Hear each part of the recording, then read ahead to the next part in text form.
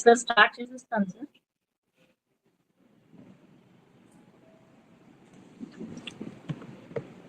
సుబ్బారావు గారు. మేడం మీ దీంట్లో జాయిన్ అయ్యారు, మధు హిందూ అని ఉంది మీరా? అది నేను రికార్డింగ్ పర్పస్ కి ఇంకొకటి. Okay okay okay madam, right right. Start చేయమంటారా సార్? స్టార్ట్ చేసేయండి మేడం. 22-23 మంది ఉన్నారు. ఓకే. మనం కాకుండా 20 మంది ఉన్నారు, మిగతా వాళ్ళు జాయిన్ అవుతారు. స్టార్ట్ చేసేయండి మేడం. అలాగే, ఎలాగో రికార్డింగ్ కూడా ఇస్తాను. అలాగే మేడం. సో దట్ ఏదైనా మిస్ అయినా సరే మళ్ళీ మేకప్ అయిపోతుంది క్లాస్. అలాగే మేడం. స్క్రీన్ షేరింగ్ ఇస్తారా ఇవాళ కూడా? స్క్రీన్ షేరింగ్ సార్, క్లాస్ అది లేకుండా నేను చెప్పలేను. అదే అదే అదే, నేను ఏదైనా అన్ని రాయడమే, రాసి ఎక్స్ప్లెయిన్ చేయడమే అంతా.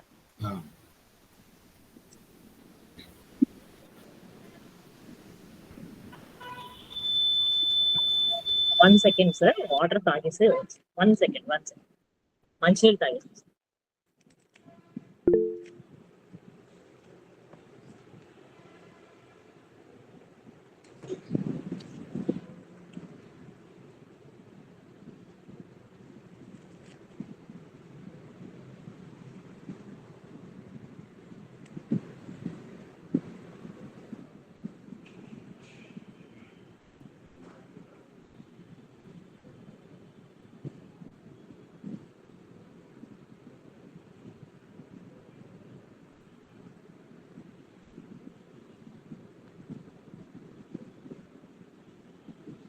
సార్ స్క్రీన్ కనిపిస్తున్నదా సార్? కనిపిస్తుందండి. ఓకే. రికార్డింగ్ ఆన్ చేసి వస్తాను సార్, 1 మినిట్. అలాగే.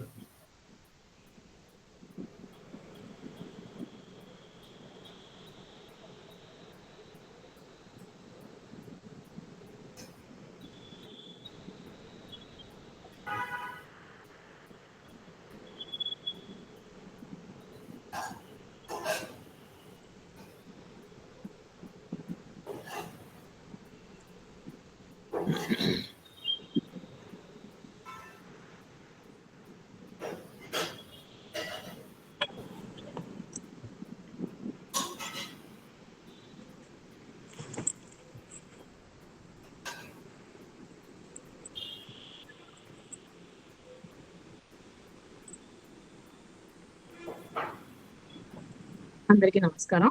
ఈరోజు మనం ప్రిన్సిపల్స్ తాలూకా ఆల్రెడీ కంప్లీట్ అయిన క్లాస్ ఇంకొకసారి నేను రివిజన్ అంటే మళ్ళీ రివిజన్ కాదు, యాజ్ ఇట్ ఈస్ గా మళ్ళీ ఆ క్లాస్ కండక్ట్ చేసేస్తాను. ఫస్ట్ క్లాస్ నేను ఏంటైతే చెప్పానో అదే సేమ్ క్లాస్ మళ్ళీ ఇప్పుడు రిపీట్ అంటాను. This is not revision, it is a repeat class. I will cover each and every point that I have covered in the first class.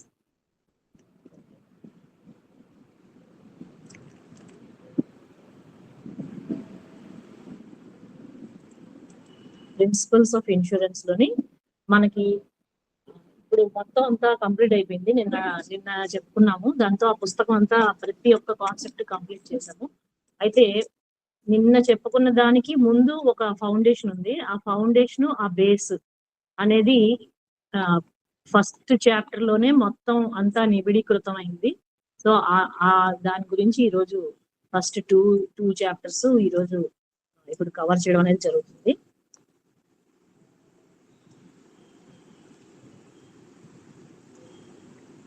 ఏదైనా ఒక peril అనేది జరిగితే, పెరిల్ అంటే ఒక ఈవెంట్ అంటే ఆ event is a negative event that causes నష్టం. So event అనేది ఒక కష్టం, ఆ కష్టంలో నుంచి మనకి ఒక నష్టం అనేది జనరేట్ అవుతుంది. సో ఇక్కడ రెండు కాన్సెప్ట్స్ వెరీ ఫస్ట్ లైన్ లోనే మనం ఇక్కడ జనరేట్ చేస్తున్నాం. కష్టం అంటే పెరిల్ అండి, నష్టం అంటే రిస్క్. ముందు ఇది జరుగుతుంది, తర్వాత మనం ఇది ఫీల్ అవుతాం. ఇది ఫీల్ అయ్యే కాన్సెప్ట్. ఈ ఫీల్ అయ్యే దానిలోని ఫైనాన్షియల్ పార్ట్, ఫైనాన్షియల్ నష్టం అనేది మన subject of study of insurance.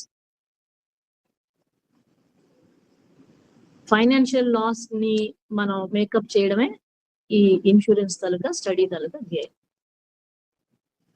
So ఇప్పుడు మనం ఈ పెరిల్ గురించి ముందు తెలుసుకుందాం. అంటే we do not talk about, అసలు లాస్ గురించి మనం మాట్లాడం. మనం ఎప్పుడు మాట్లాడతాం అంటే అది ఆ ఈవెంట్ అనేది జరిగితేనే మాట్లాడతాం. ఈవెంట్ ఏంటి అంటే కష్టం. సో ఈ పెరిల్స్ అనేవి మనకి బ్రాడ్ గా, ఇది ఫస్ట్ ఇంకొక పాయింట్ ఏంటంటే ఇన్సూరెన్స్ అనే కాన్సెప్ట్ హ్యూమన్ లైఫ్ మీద ఫస్ట్ జనరేట్ అవ్వలేదు. In this entire study of insurance, the base of insurance study ఎందుకు చదవాల్సి వచ్చింది అంటే, ఇది అసలు ఫస్ట్ మానవ మస్తిష్కంలో ఎందుకు దీని గురించి ఆలోచన జరిగింది అంటే, బిజినెస్ లోని వచ్చినటువంటి, business is the base, business లో వచ్చినటువంటి కష్టాలు, ఆ కష్టంలో నుంచి వచ్చినటువంటి నష్టం, దీన్ని ఎలా పోడ్చాలి అనేది ఒక ఉద్దేశంతో మనకి ఈ బిజినెస్ అనేది బేస్. ఇట్స్ నాట్ అంటే మనం ఇప్పుడు రిస్క్, మనం ఎల్ఐసి రిస్క్ కదా కవర్ చేసేది. రిస్క్ అంటే డెత్, లైఫ్ ఇన్సూరెన్స్ లో రిస్క్ కవర్ చేసేది మనం ఈ ఏరియా కదా. కానీ this was not the basis of insurance. అలాగే అప్పులు బాధలు ఇవన్నీ కాదు. అప్పుడు వెహికల్స్, మోటార్ వెహికల్స్ ఇవన్నీ లేవు. అంటే ఒక 500 years, 1000 years, 5000 years బ్యాక్ ఇవన్నీ ఏమి లేవు కదా. సో అట్ దట్ టైం మనుషులు బిజినెస్ ఎలాగైతే కష్టం నష్టం లేకుండా చేసుకోవాలి, కష్టాలు ఉంటాయి, ఆ కష్టాన్ని ఎలా ఓవర్కమ్ చేయాలి, వాటిని ఏ రకంగా మనం ఓవర్కమ్ చేయాలనే దాని మీదనే. సో మనకి ఇది క్వశ్చన్ అనమాట మన తాలూకా బుక్ లోని. అప్పుల వలన అంటే డెటార్స్ వలన ఈ రిస్క్ మేనేజ్మెంట్ అనే కాన్సెప్ట్, రిస్క్ మేనేజ్మెంట్ ని మెజర్ చేస్తామా, ఏ కాన్సెప్ట్ వల్ల మనం ఇది మెజర్ చేస్తాము అనేది ఒక 3 క్వశ్చన్స్, ఒక 3 ఆప్షన్స్ ఇచ్చాడు. అందులో మనకు కావాల్సిన ఆన్సర్ ఏంటి అంటే, business is the base of our study. అంటే దీని వల్ల వచ్చింది అసలు ఈ కాన్సెప్ట్ అనేది, ఈ రిస్క్ మేనేజ్మెంట్ అనే కాన్సెప్ట్ బిజినెస్ అనే బిజినెస్ లో ఉండేటటువంటి అప్స్ అండ్ డౌన్స్ వలన దాని స్టడీ తెలుసుకోవడానికే మనకి అసలు ఇది జనరేట్ అయింది.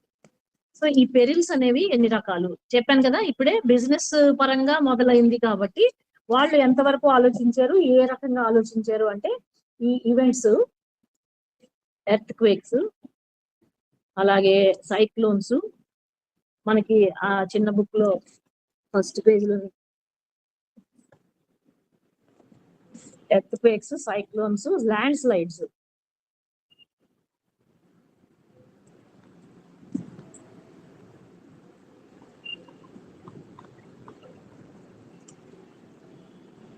Fire, lightning,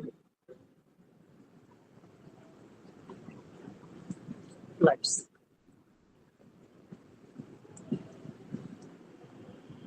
floods or cyclone వలన కలిగేటటువంటి కాన్సిక్వెన్స్ ఫ్లడ్ కదా. సో ఇవి మనకి బిజినెస్ లో కలిగేటటువంటి నష్టాలు ఇనిషియల్ గా. అంటే వెన్ దేర్ వాజ్, నేను ఇదంతా కూడా ఈ పెరిల్ అనేది డెఫినేషన్ వాడు ఎక్కడి నుంచి ఇస్తున్నాడు అంటే, ఇనిషియల్ గా అసలు ఎలాగా ఈ రిస్క్ మేనేజ్మెంట్ అనే కాన్సెప్ట్ వచ్చింది అంటే, అనాదిగా ఇదంతా ఏన్షియంట్ లోర్ అన్నమాట. అప్పుడు మరి ఎంత నేచర్ తోనే కదా మనకి కష్టాలన్నీ కూడా మనిషికి. సో నేచర్ రిలేటెడ్ కష్టాలు. ఇప్పుడంటే ఇవన్నీ ఇవాల్వ్ అయ్యాయి, ఫైనాన్షియల్ కాన్సెప్ట్ అనేది వచ్చింది, అలాగే మనీ మార్కెట్స్ డెవలప్ అయ్యాయి. దానికి మనం ఇప్పుడు ఈ వెహికల్స్ అనేవి ఇన్నోవేట్ అయ్యాయి, ఇవన్నీ కూడా కనుక్కున్నాక ఇవన్నీ కూడా జనరేట్ అయ్యాయి, వీటికి రిలేటెడ్ పెరిల్స్. కానీ యాక్చువల్ గా మనిషి ఫేస్ చేసినటువంటి నేచర్ నుంచి వచ్చేటటువంటి పెరిల్స్ ని మనం ఈవెంట్స్ గా మొట్టమొదట వీటిని డిఫైన్ చేశారు.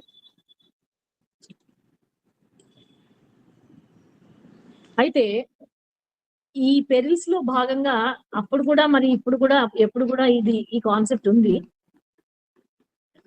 రిస్క్ ఆఫ్ హ్యూమన్ లైఫ్ ఈ కాన్సెప్ట్ ఉంది. ఈ కాన్సెప్ట్ కి దీనిలోని మనకి లాసెస్ అనేవి ఏవైతే ఉన్నాయో, ఒక పర్సనల్ గా లాస్ ని మనం కాంపెన్సేట్ చేయడానికి ఇన్సూరెన్స్ బిజినెస్ ఉంది. అయితే కాంపెన్సేట్ చేసే loss is only financial loss. మనం చేయగలిగేది ఇంతే. నాన్ ఫైనాన్షియల్ లాస్ ని మనం కంపెన్సేట్ చేయలేము, which is love and affection and the sentiments. ఆ పర్సన్ మనకి అవైలబుల్ గా ఉంటే ఇవన్నీ మనకి అటాచ్మెంట్స్, అలాగే ఆ పర్సన్ లో ఉండేటువంటి టాలెంట్స్, అలాగే ఇన్నోవేషన్, క్రియేటివిటీ, వీటిని మనం డెఫినెట్ గా మేక్ గుడ్ చేయలేము. మనం ఓన్లీ కాపాడగలిగేది, మనం మేక్ గుడ్ చేయగలిగేది only that part of the insurance. So మనకి ఇప్పుడు పెరిల్స్ అనే దాని గురించి మనకు తెలిసింది. These are all real events అనేది ఇక్కడ గుర్తుపెట్టుకోవాల్సిన వెరీ ఇంపార్టెంట్ పాయింట్. ఇవన్నీ కూడా ఈవెంట్స్. ఇప్పుడు ఇది ఇప్పుడు దాకా మనం చెప్పుకున్నవన్నీ కూడా కష్టాలు, అంటే ఈవెంట్. ఒక ప్రాబ్లమ్ జనరేట్ అవ్వడం, ప్రాబ్లమ్స్ జనరేషన్ అయిన తర్వాత ఆ ప్రాబ్లమ్ ని మనం ఏ రకంగా దాన్ని మేనేజ్ చేస్తాము. Managing the problem is nothing but risk management. ఈ రిస్క్ మేనేజ్మెంట్ అనేది ఒక చాలా పెద్ద సబ్జెక్టు మేనేజ్మెంట్ స్టడీలోని. దీని తాలూకా మనం ఇప్పుడు చూసినట్లయితే దీనిలోని ఈ రిస్క్ మేనేజ్మెంట్ లోని మనకి ఏం లేదండి, ఇది కష్టాలు కదా, దానిలోంచి వచ్చిన నష్టాలు అనమాట. రిస్క్ అంటే నష్టం. ఇది మళ్ళీ ఎన్ని రకాలు. హలో సార్, డిస్టర్బెన్స్ వస్తున్నది. Hello, disturbance. ఇందులోని కెటాస్ట్రాఫిక్ రిస్క్స్,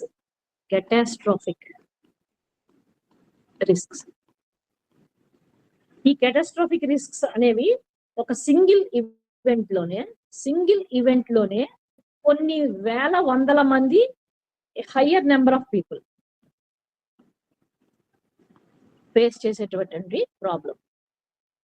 ఇవి ఏమిటి అంటే మనకి ఫ్లడ్స్, అన్ని ఊళ్ళు కొట్టుకుపోతాయి కదా. మరి సునామీ అయితే మరి ఇంకా అసలు చెప్పక్కర్లేదు. Flood into 10 times 100 times tsunami తలగా ఇంపాక్ట్ ఉంటుంది.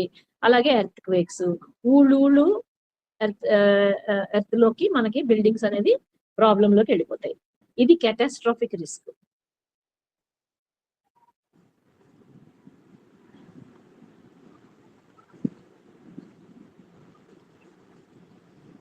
Next financial risk.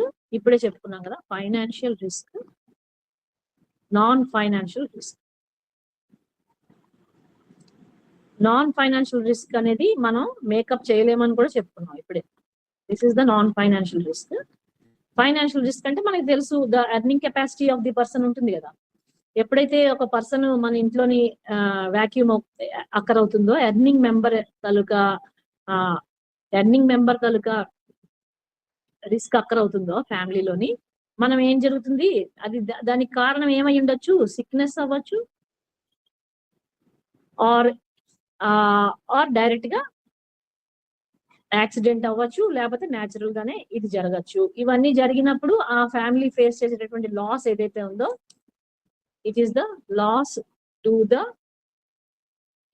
Individual family.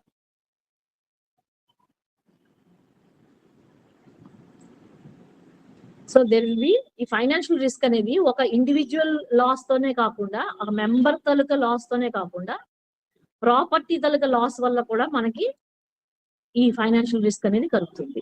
Property కింద ఏంటేంటి వస్తాయంటే హౌస్, వెహికల్, ఇండస్ట్రీస్, అంటే మిషనరీస్ ఉంటాయి కదా ఇండస్ట్రీస్ లో, ఆ మెషిన్స్, అలాగే ఆ బిల్డింగ్స్ ఉంటాయి కదా, ఇవన్నీ కూడా మనకి ప్రాపర్టీ ఇన్సూరెన్స్ లోకి వస్తాయి. ఇది లైఫ్ ఇన్సూరెన్స్ కాన్సెప్ట్. ఇక్కడ earning member the life insurance concept. ఇక్కడికి వచ్చేసరికి ఇది general insurance concept.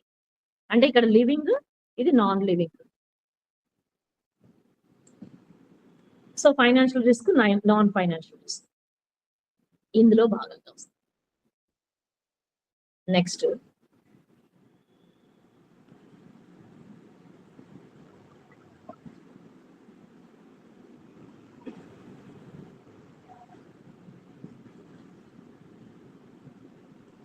Dynamic risk.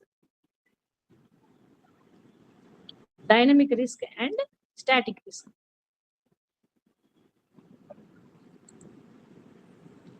One financial, non financial 2, dynamic static 3.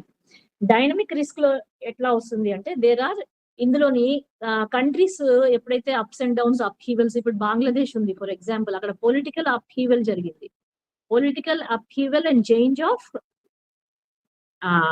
Power, political power మారింది, అక్కడ గ్రూప్ ఆఫ్ పొలిటికల్ రూలర్స్ మారారు. అలాగే పాకిస్తాన్ లో కూడా ఇదే జరిగింది. అలాగే రష్యాలో చూసినట్లయితే అక్కడ పెద్ద యుద్ధమే జరుగుతుంది. ఇజ్రాయెల్ చూసినట్లయితే అక్కడ కూడా యుద్ధాలు జరుగుతున్నాయి. సో పొలిటికల్ అప్హివల్ అక్కడ ఏంటి, మాస్ పీపుల్ అంటే మొత్తం కంట్రీ అంతా కూడా ఇన్వాల్వ్ అయిపోతుంది. అక్కడ ఉన్నటువంటి లాసెస్ అనేది ఎనార్మస్ గా జరుగుతున్నాయి. ఇట్లాంటి లాసెస్ అన్ని కూడా dynamic risk due to political upheavals and changes in economy కూడా.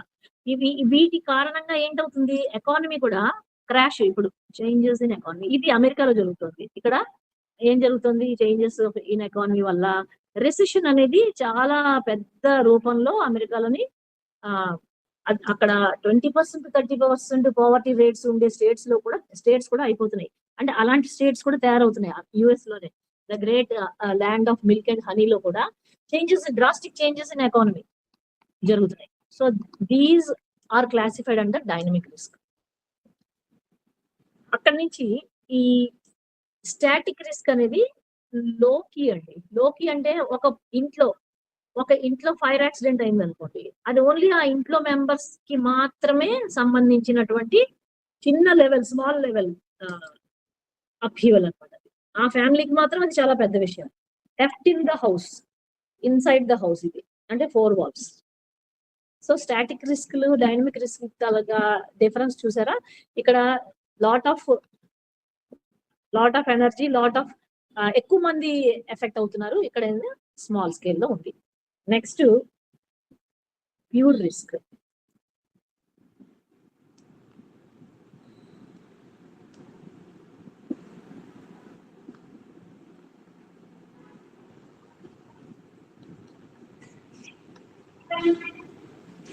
Pure risk, what is this pure risk ante the risk which is not in the control, the risk which is not in control. ఇది ఎట్లా అంటే ఎన్ని రోజులు, ఒక 1 year కూడా ఒక్కొక్కసారి forest fire వచ్చింది అనుకోండి, అది బర్న్ అవుతూనే ఉంటుంది ఎన్ని రకాలుగా. అది మనం ఒకసారి ఇది చూసాం ఎక్కడంటే ఇండోనేషియా, మలేషియా ఫారెస్ట్లు కొన్ని నెలల తరబడి అవి బర్న్ అయ్యాయి. అప్పుడు ఏమైంది, ఇంటర్నేషనల్ ఏరోస్పేస్ ఇండస్ట్రీ అంతా పడుకుంది. There is no scope of even the flying through zones అనమాట. ఇవి కంట్రోల్ చేయలేకపోయారు ఎన్నో రోజులు. So these kind of risks are pure risks. They cannot be controlled. అంటే మనిషి తాలూకా పవర్ కొంతే. వెన్ నేచర్ ఈజ్ మూడో కన్ను తెరిస్తే ఒక్కొక్కసారి అది ఇంకా బియాండ్ అయిపోతుంది అనమాట. ఇప్పుడు ఏం జరిగిందో మనందరికి ఒక చిన్న ఎగ్జాంపుల్ చెప్తాను. ఆఫ్రికాలోని సొమాలి ప్లేట్ అని ఉంది. ఆ సొమాలి ప్లేట్ అనేది ఇలా నిలువుగా విరిగిపోయి ఆఫ్రికా ఖండం అనేది 2 ముక్కలు అయిపోయింది. ఈ సొమాలి ప్లేట్ వచ్చి మన ఏషియన్ కాంటినెంట్ లో ఇండియాని వచ్చి అటాక్ చేస్తుంది. ఇప్పుడు వచ్చి ఇక్కడ తగులుతుంది అనమాట. ఎప్పుడైతే ఇంత లార్జ్ చంక్ ఆఫ్ కాంటినెంట్ వచ్చి ఇలా హిట్ అవుతుందో, ఇక్కడ ఏదైతే ఇండియా దాన్ని ఫేస్ చేస్తుందో ఆ పార్ట్ లోని హిమాలయాస్ ఫామ్ అవుతాయి. అంటే 2 ప్లేట్లు హిట్ అయితే అక్కడ ఆటోమేటిక్ గా ల్యాండ్ అనేది సర్జ్ అవుతుంది. సో ఇలాంటివన్నీ కూడా ఎవరి చేతిలో లేదు. ఇవన్నీ కంట్రోల్ చేయగలిగేది కాదు, ఎవరు కూడా దీన్ని ఆపగలిగేది కాదు. These are all the dynamics of nature and we have to face the risk when it comes. అది వస్తుందని చెప్పి ఇప్పుడు భయపడి మనం మంచం ఎక్కడానికి ఏం లేదు. సో ఇది ప్యూర్ రిస్క్ అనమాట. It is a pure risk which cannot be controlled by and it is not in control of anybody. So this kind of a risk. ఈ ప్యూర్ రిస్క్స్ అనేవి కంట్రోల్ ఆఫ్ ఇండివిజువల్స్ కానీ, people కానీ, countries కానీ ఎవరు కూడా దీన్ని control చేయలేరు. This is called pure risk. Next ఏంటంటే స్పెక్యులేటివ్ రిస్క్. ఇందులోనే ఈ ప్యూర్ రిస్క్ లోనే ఇది ఏ పార్ట్, ఇది బి పార్ట్. స్పెక్యులేటివ్ రిస్క్ ఇదేమిటో చూద్దాం. This is totally in the control of the person. Totally in control of the person. అంటే ఏంటో చూద్దాం. నేను గ్యాంబ్లింగ్ చేస్తా, నేను హార్స్ బెట్టింగ్ చేస్తా, అలాగే క్యాసినోకి వెళ్తా. ఇవన్నీ కూడా నేను వెళ్తే జరిగేటటువంటి రిస్కులు. నేను వెళ్తే, నేను వెళ్లకుండా ఉంటే కంట్రోలింగ్ మై సెల్ఫ్. సో ఇది టోటల్ గా నా ఇష్టం, నా చేతిలో ఉన్నది, కానీ నేను చేస్తాను. చేసినప్పుడు నాకేం జరుగుతుంది అనేది అక్కడ ఆలోచించాలి. ఏంటి, I can win it, I can lose it, I can win all, I can lose all. So ఇక్కడ రిస్క్ అనేది చాలా హ్యూజ్ డైమెన్షన్స్ లో ఉంటుంది. అండ్ ఇది ఒక వ్యసనం, మనుషుల తాలూకా ఒక వీక్నెస్ అనుకోండి, చేయకుండా ఉండరు కదా. అలాగే ఇందులో నేను ఇంక్లూడ్ చేస్తే మీరు పడతారేమో. Stock market is also playing the markets. Trading చేస్తే అదొక నష అన్నమాట, దాన్ని వదలబుద్ధి కాదు. మార్కెట్ లో షేర్స్ కొంటూ ఉంటాం, ఇంకా వాటినే చూస్తూ ఉంటాం, పెరిగిందా లేదా. రాత్రి కల్లో కూడా మనకి ఆ షేర్లే కనిపిస్తూ ఉంటాయి. మార్కెట్ రెడ్ లో ఉందా లేకపోతే గ్రీన్ లో ఉందా, this will decide the mood of our day. ఆ రోజు మన మనసు బాగుండాలి అంటే మార్కెట్ బాగుండాలి. కానీ మార్కెట్ బాగుంటుందా ఎప్పుడు చెప్పలేము. ఇలాగా అప్స్ అండ్ డౌన్స్. మార్కెట్ ఎప్పుడు పెరుగుతుందో, ఎప్పుడు కిందకి వెళ్తుందో, ఎప్పుడు నిద్రపోతుందో తెలియదు. So this is ups and downs. Basically speculation అనేది it involves huge ups and downs everyday. ఇది గ్యారంటీ కాదు, ఏ రోజు బాగుంది ఏ రోజు బాగోలేదో నోబడీ కెన్ ప్రిడిక్ట్. అందుకే ఇప్పుడు moneycontrol.com లో కానీ మన ఏంటది ఈ వెబ్సైట్స్ అన్నిట్లో కూడా ఏం చేస్తారంటే, 4 ప్యానలిస్టులు కూర్చుంటారు. బాక్స్ ఎప్పుడు టీవీలో ఇలా పెడతాడు. ఇద్దరేమో ఇవాళ మార్కెట్ పెరుగుతుంది అంటారు, ఇద్దరేమో ఇవాళ మార్కెట్ పెరగదు అంటారు. సాయంత్రం మళ్ళీ 5ంటికి వాడు మీటింగ్ పెడతాడు, పెట్టి ఇదిగో మా వాళ్ళు ఇద్దరు చెప్పారు కాబట్టి ఇవాళ మార్కెట్ పెరిగింది అంటారు. ఇలా అన్నమాట. సో ఇలా ఉంటుంది మార్కెట్ తాలూకా ఆట అంతా కూడా. So this is speculative risk. Okay, next pure risk అయిపోయింది, స్పెక్యులేటివ్ రిస్క్ అయిపోయింది. నెక్స్ట్ ఈ ప్యూర్ రిస్క్ లోనే మనం fire, earth quake not in control కదా, ఎర్త్ క్వేక్స్, అలాగే థెఫ్ట్, ఎప్పుడు ఏం జరుగుతుందో తెలియదు, అది మన చేతిలో కాదు కదా. ఆ దొంగ ఏమో డిసైడ్ చేస్తే అది, అండ్ డెత్. సో ఇందులోనే వస్తాయి ప్యూర్ రిస్క్ లోనే. నెక్స్ట్ స్పెక్యులేటివ్ రిస్క్ కూడా చెప్పడం అయిపోయింది. Next fundamental risk. Fundamental risk ఏమిటో చూద్దాం. ఒక ట్రైన్ యాక్సిడెంట్ అయ్యి, అసలు ట్రైన్ అంటూ ఎక్కితే మనం డెస్టినేషన్ రీచ్ అవ్వాలని కదా ఎక్కుతాము. అలాగే ఒక ఏరోప్లేన్ ఎక్కితే మనం డెస్టినేషన్ రీచ్ అవ్వాలని ఎక్కుతాం. కానీ ఇన్హరెంట్ గా అది వెళ్లే స్పీడు, అది వెళ్ళేటటువంటి తీరు, అది చేసేటటువంటి డైలీ జర్నీస్, ఇవన్నీ వల్ల ఇన్హరెంట్ గా వాటిలోని ఆ రిస్క్ అనేది ఫ్యాక్టర్ ఉంటుంది. యాక్సిడెంట్ అవుతుందని చెప్పి మనం ఎక్కడం అయితే మానేము. సో అది వెళ్లే స్పీడ్ వల్ల కూడా. సో ఈ ఫండమెంటల్ రిస్క్ అంటే అవి ఎక్కడం, వెహికల్ అనేది టచ్ చేస్తే యాక్సిడెంట్ అనేది అది గివెన్ అనమాట. అవుతుందా అవదా అనేది మన అదృష్టం మీద ఆధారపడి ఉంటుంది. So this is kind of fundamental risk, we cannot rule it out. ఈ ఫండమెంటల్ రిస్క్ ఏ పార్ట్ అయితే, ఇందులో బి పార్ట్ ఏంటయ్యా అంటే పర్టికులర్ రిస్క్. పర్టికులర్ రిస్క్ కూడా మళ్ళీ ఇందాక మనం చెప్పుకున్నటువంటి ఇంట్లో స్టాటిక్ రిస్క్ ఉంది కదా, ఇట్లాంటి నేచర్ కలదే. కాబట్టి ఇట్ ఈస్ ఆల్ ఒక ఇండివిజువల్ ఇన్వాల్వ్ అవుతాడు ఇక్కడ.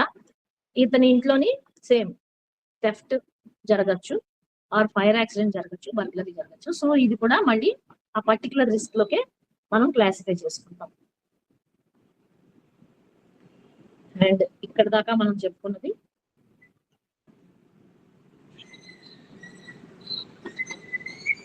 రిస్క్ క్లాస్ అనే టాపిక్ మనం ఇప్పుడు డీల్ చేస్తాం. ఇప్పుడు మనం చూసేది హజార్డ్స్. గుర్తుపెట్టుకోండి, పెరిల్లో మనం ఏం చూసాము, ఎన్ని రకాల కష్టాలు ఉంటాయి అనేది చూసాము. పెరిల్లో ఏం చేసాము, కష్టాలు ఎన్ని అని చూసాము.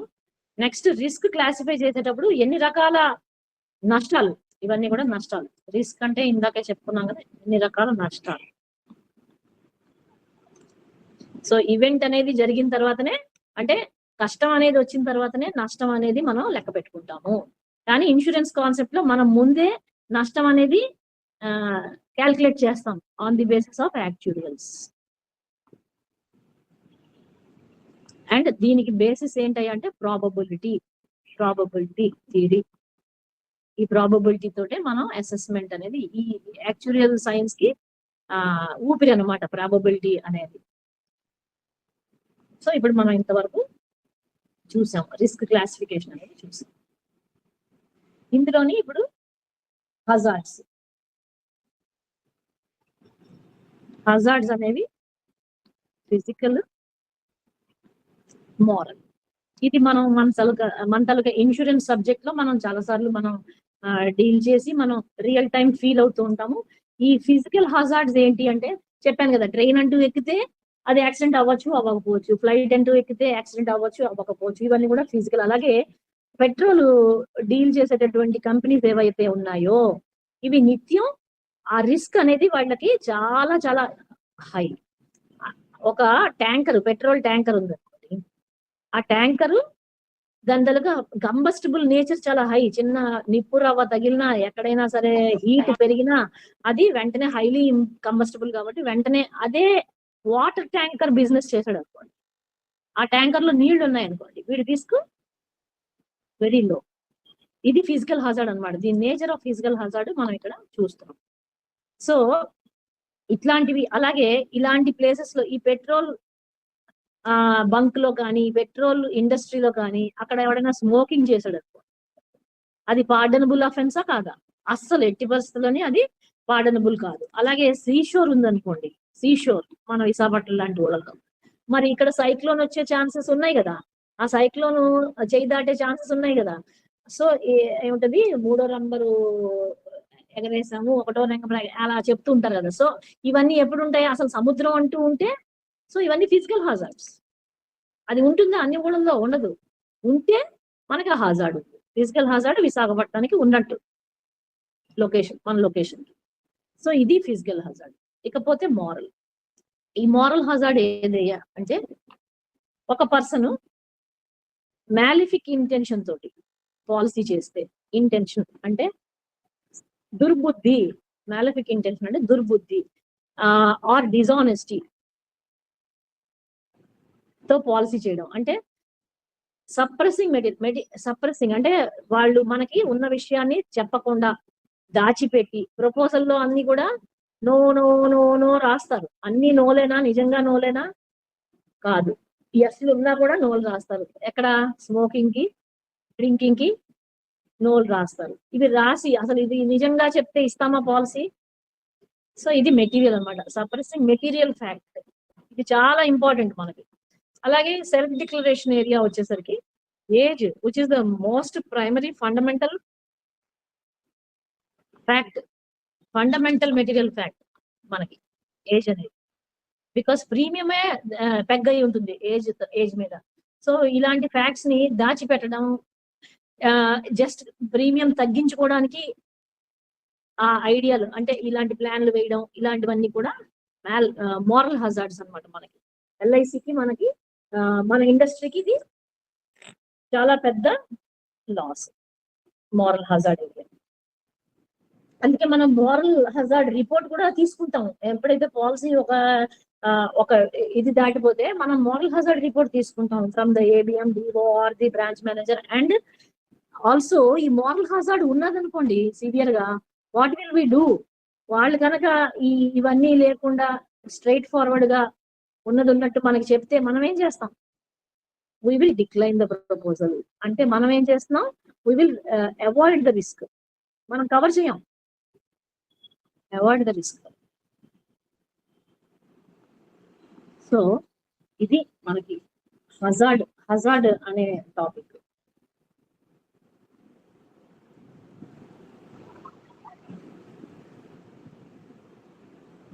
నెక్స్ట్ ఏంటంటే మనం ఇప్పుడు రిస్క్ తాలూకా మేనేజ్మెంట్ టెక్నిక్స్ చూద్దాం. రిస్క్ మేనేజ్మెంట్ టెక్నిక్స్ చూద్దాం. రిస్క్ మేనేజ్మెంట్ కి ఫస్ట్ స్టెప్ ఏంటి అంటే అసలు అక్కడ ఎలాంటి రిస్క్ జరిగింది అనేది తెలుసుకోవాలంటే we have to identify the risk. Risk అనేది ఐడెంటిఫై చేసిన తర్వాత మనం దాన్ని ఎలిమినేట్ అయినా చేయాలి, రెడ్యూస్ అయినా చేయాలి. ఎగ్జాంపుల్ చెప్తాను. ఇక్కడ మనకి ఫైర్ ఉంది, ఫైర్ ప్లేస్. మనం ఇక్కడ వెళ్ళి ఇందులోని మనం ఖచ్చితంగా చేయబట్టాం కదా, మనకి తెలుసు ఇది రిస్క్ జోన్ అని, ఈ ఏరియా అంతా కూడా రిస్క్ జోన్ అని తెలుసు. అప్పుడు మనం ఏం చేస్తాం, వీ విల్ ఎలిమినేట్, అంటే దాని జోలికి వెళ్లకుండా ఉంటాం, అక్కడ మనం చేయబెట్టాం. అలాగే ఒకవేళ సపోజ్ చాలా వేడి నీళ్ళు ఉన్నాయి, వేడి నీళ్ళు ఎక్స్ట్రీమ్లీ హాట్ వాటర్ ఉంది, మనం దాన్ని తాగాలి, మనం ఏం చేస్తాం, వాటిని చల్లార్చుకుని తాగుతాం, చల్లార్చుకుని. This is called reducing the risk. ఈ రకంగా మనం ముందు అసలు రిస్క్ ఉంది అని ఐడెంటిఫై చేస్తే, అక్కడ ఫైర్ ఉంది అని తెలిస్తే దాని జోలికి మనం గ్యారంటీగా ఇది ఫైర్ అని తెలిసినప్పుడు మనం దాని జోలికి వెళ్ళము. We will try to either eliminate it or తప్పనిసరి పరిస్థితి అయితే we will reduce the risk. So this is how we manage the risk. This is part of management. First step risk లోనే ఏంటంటే ఐడెంటిఫైయింగ్ ద రిస్క్. ఇది management technique లో చాలా చాలా important. So we prevent the risk or avoid the risk. Next ఏంటి, reduce the risk. చాలా important ఇది question. Or we will retain the risk. Retain the risk ఏంటో చెప్తాను. మనకి ఒక బండికి చిన్న రిపేర్ వచ్చింది, పంచర్ అయింది ఫర్ ఎగ్జాంపుల్. ఏం చేస్తాం, వెళ్ళి 70 రూపాయలు 80 రూపాయలు హాయిగా వెళ్ళి ఆ పంచర్ షాప్ వాడి దగ్గరికి వెళ్ళి పంచర్ వేయించుకొని we will retain the risk. అదే బండికి యాక్సిడెంట్ అయ్యి డ్యామేజ్ అయిపోయింది, మనం ఆ 70 రూపాయలు 80 రూపాయలతో అవ్వదు కదా, పక్కన ఒక 4 సున్నాలు పెట్టారు, 3 సున్నాలు పెట్టుకోవాలనుకున్నాం, 8,000 అయింది, ఈ రేంజ్ లో అయింది. అప్పుడు మనం ఏం చేస్తాం, దీన్ని ఈ ఈ కష్టాన్ని ఏం చేస్తాం, ఈ నష్టాన్ని ఏం చేస్తాం, ట్రాన్స్ఫర్ చేస్తాము.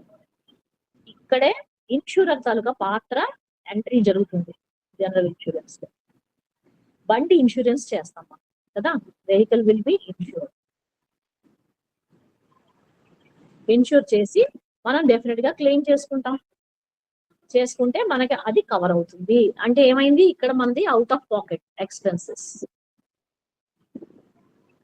మనమే భరిస్తున్నాం. ఇక్కడ దీనికి మనం ఇన్సూరెన్స్ క్లెయిమ్ చేయం కదా, డెఫినెట్ గా మనమే భరిస్తున్నాము. ఇక్కడికి వచ్చేసరికి ఇది 15,000 కూడా అవ్వచ్చు, మనం భరించలేం కాబట్టి దాన్ని మనం ట్రాన్స్ఫర్ చేసుకుంటున్నాము. So prevent or avoid first point risk కి. Next point reduce. ఎలా రెడ్యూస్ చేయాలి, మేనేజ్మెంట్ టెక్నిక్ అది. Third point retain. Fourth point transfer.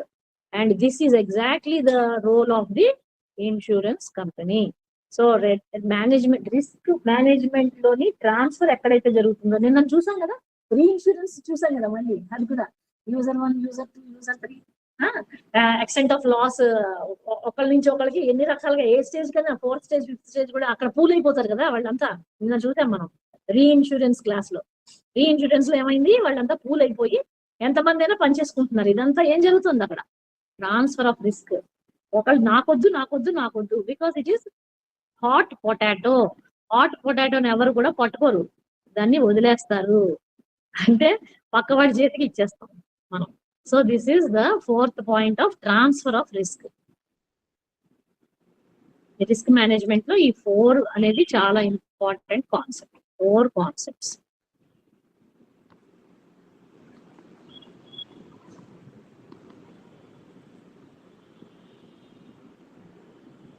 ఇక్కడ మనం out of pocket expenses manage చేస్తున్నామని మనం ఏదైతే చెప్పుకున్నామో, when it comes to a company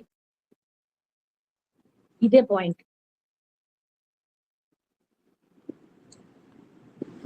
ఇదే రిటైనింగ్ ద రిస్క్ అనే పాయింట్ ఒక కంపెనీ దగ్గరికి వచ్చేసరికి వాళ్ళు ఏం చేస్తారంటే, ఇది మనం పాకెట్ లోంచి పే చేసుకున్నాం కదా, వేరేజ్ కంపెనీ ఏం చేస్తుంది, వాళ్ళ తాలూకా కరెంట్ రెవెన్యూలో నుంచి అయినా పే చేసుకుంటుంది.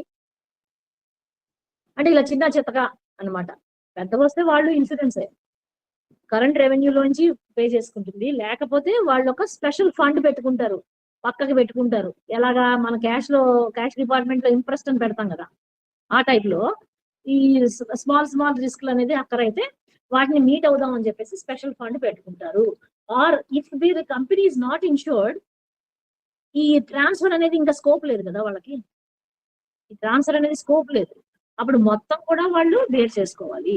సో ఇన్సూరెన్స్ అనేది ఒక ఆప్షన్ మాత్రమే, అది కూడా గుర్తుపెట్టుకోవాలి. వాళ్ళు కాన్షియస్ గా అవాయిడ్ చేయాలనుకుంటే రిస్క్ ని వాళ్ళు ఇన్సూర్ చేస్తారు, ట్రాన్స్ఫర్ చేస్తారు ఆ కాన్సెప్ట్ ని. లేదు అంటే వాళ్ళే బేర్ చేసుకుంటారు. The company will bear costs.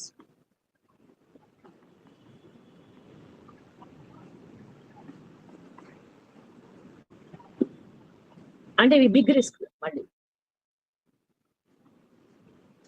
పొస్సి చేయకపోయినా, ఇష్టం లేకపోయినా, డబ్బులు పిసినారి పడినా సరే ఇలాంటి పరిస్థితులు వాళ్ళు ఫేస్ చేయాల్సి వస్తుంది. ఓకే, నెక్స్ట్ ఈ ఎప్పుడైతే మనం ఇట్లాంటి రిస్క్ మేనేజ్మెంట్ కాన్సెప్ట్ ని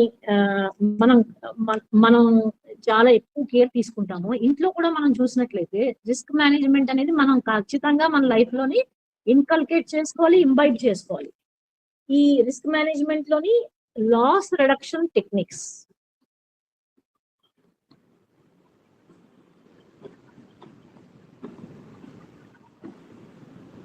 అనేవి చాలా చాలా ఇంపార్టెంట్. ఈ లాస్ రిడక్షన్ టెక్నిక్స్ అనేది financial loss reduction and physical loss reduction. ఇక్కడ మళ్ళీ 2 రకాలు ఇందులో క్లాసిఫికేషన్. ఫినాన్షియల్ లాస్ రిడక్షన్ అంటే ఇప్పుడే చెప్పాం కదా, అవుట్ ఆఫ్ ది పాకెట్ పెద్ద పెద్ద రిస్కులు పాకెట్ చేయడం కన్నా కొద్దిపాటి ప్రీమియం పక్కన పెట్టేసి, ఇప్పుడు మనం ఏం చేస్తాం, ఒక 800 రూపాయలు ప్రీమియం కట్టేస్తే ఒక 2 లక్షల పాలసీ వచ్చేస్తుంది కదా. ఆ 2 లక్షల పాలసీ రిస్క్ అక్కడైతే LIC has to pay to the customer కదా. సో ఈ 2 lakhs కోసం ఆ 800 పక్కన పెట్టదలుచుకోవడం అనేది ఈ loss reduction, financial loss reduction అనమాట. అంటే మనం దీనికి ముందే provision for this kind of a risk, provision for big risks చేసుకోవడమే ఫినాన్షియల్ లాస్ రిడక్షన్ టెక్నిక్ అన్నమాట. అలాగే స్టాక్ మార్కెట్స్ లోని అప్స్ అండ్ డౌన్స్ ఉంటాయి. అలాగే ఈ హెడ్జింగ్, ఎక్స్చేంజ్ రేట్ ఫ్లక్చుయేషన్స్, ఈ ఎక్స్చేంజ్ రేట్ ఫ్లక్చుయేషన్స్ అనేది బ్రిక్స్ ఇవన్నీ మీకు డాలరైజేషన్, డీడాలరైజేషన్ కాన్సెప్ట్స్ అన్ని బాగా తెలిస్తే మీకు ఇవన్నీ ఈజీ అవుతుంది. కానీ ఈ ఎక్స్చేంజ్ రేట్ అనేది ఏంటి అంటే, ఒక ఎవ్రీడే మనం ఒక ఇండియా నుంచి మన పక్కనే ఉన్నటువంటి చైనాలో ఏమైనా కొనుక్కోవాలి అంటే first India should buy dollar. America ఎక్కడో ఉంది, చాలా దూరంలో, యుఎస్, కానీ కంపల్సరీగా స్విఫ్ట్ చేయాలి, ఆ డాలర్ కొనుక్కోవాలి, అప్పుడు చైనాకి డబ్బులు కట్టాలి. ఇది ఎక్స్చేంజ్ రేట్ అన్నమాట. ఈ డాలరు రోజు పెరుగుతూ ఉంటుంది, అది కూడా స్టాక్ మార్కెట్ రేట్స్ పెరుగుతూ ఉంటాయి, పడుతూ ఉంటాయి. ఈ రేట్స్ అనేది ఫ్లక్చువేషన్ ఉంటాయి. సో స్టాక్ మార్కెట్ అనేది national, local, exchange rate fluctuations అనేది ఇంటర్నేషనల్ పెరిల్ అనమాట, ఇంటర్నేషనల్ ప్రాబ్లం అది.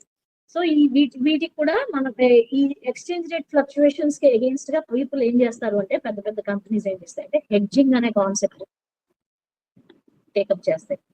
హెడ్జింగ్ అంటే ఏం లేదు, when the markets are very low, F&O segment లోని మార్కెట్స్ ని వాళ్ళు మేనేజ్ చేస్తారు. ఎప్పుడైతే లో ఉంటుందో అప్పుడు డాలర్స్ అక్యుములేట్ చేసుకుంటారు. వాళ్ళు హైలో ఉన్నప్పుడు ఇంకా ఈ మార్కెట్ లోకి వెళ్లకుండానే వాళ్ళ తాలూకా బ్యాకప్ లో నుంచి ఈ డబ్బులు కట్టుకుంటారు అన్నమాట, purchases from other countries.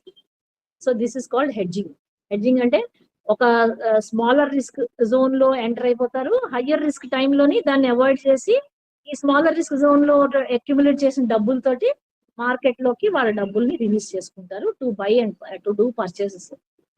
International money markets అన్నమాట ఇవన్నీ, ఎక్స్పోర్ట్ అండ్ ఇంపోర్ట్ స్టోరీస్ ఇవన్నీ కూడా.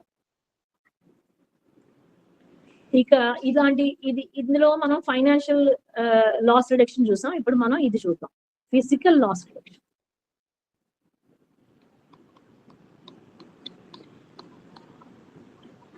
ఇవన్నీ టెక్నిక్స్ గురించి మనం మాట్లాడుకుందాం. Physical loss reduction techniques. ఇందులో మనం ఫిజికల్ లాస్ రిడక్షన్ కి ఫస్ట్ అండ్ ఫార్మోస్ట్ ఏంటి అంటే, మనం చాలా జాగ్రత్తగా ఐడెంటిఫై చేసుకొని రెగ్యులర్ మెయింటెనెన్స్. అంటే ఇవన్నీ ఇండస్ట్రియల్ అయినా హౌస్ అయినా సరే ఇది అవసరమే. ఒక 10 years, ఒక 20 years అయింది అనుకోండి, పైప్ లైన్స్, ట్యాప్స్ అన్ని కూడా మనం మార్చుకుంటాం కదా, రీప్లేస్ చేసుకుంటాం. ఇదంతా ఏంటంటే ఒకవేళ చేసుకోలేదనుకో వాటర్ వేస్ట్ అవుతుంది. అలాగే పైప్ లైన్స్, అలాగే కరెంటు తాలూకా ఏమిటది వైర్స్, అపార్ట్మెంట్స్ లోని వాటిలోని ఎవ్రీ 20 years మొత్తం అంతా రీవ్యాంప్ చేసుకోవాలి. ఎర్తింగ్ కూడా మళ్ళీ ఎర్తింగ్ చేసుకోవాలి. ఎందుకు చేసుకుంటున్నాము అంటే, లైట్నింగ్ స్ట్రైక్ అయితే మొత్తం అపార్ట్మెంట్ ఎగిరిపోతుంది, కరెంట్ షార్ట్ సర్క్యూట్ అయితే మొత్తం ఇల్లంతా కూడా వాల్యుబుల్ ఎలక్ట్రికల్ ఎక్విప్మెంట్స్ అన్ని కూడా లాస్ అయిపోతాయి. సో ఇవి మనమే ఐడెంటిఫై చేసుకొని మనమే రెగ్యులర్ మెయింటెనెన్స్ చేసుకుంటే, అలాగే మిషన్స్, ఆయిల్స్, వెహికల్స్ అనుకోండి, వాటిని రెగ్యులర్ సర్వీసింగ్ ఇస్తాము, వాటిని నీట్ గా మెయింటైన్ చేసుకుంటాము, రెగ్యులర్ గా సర్వీసింగ్ ఇస్తాము, వాటిని ఆయిలింగ్, మెయింటెనెన్స్, ఇదంతా కూడా part of the conscious reduction of loss.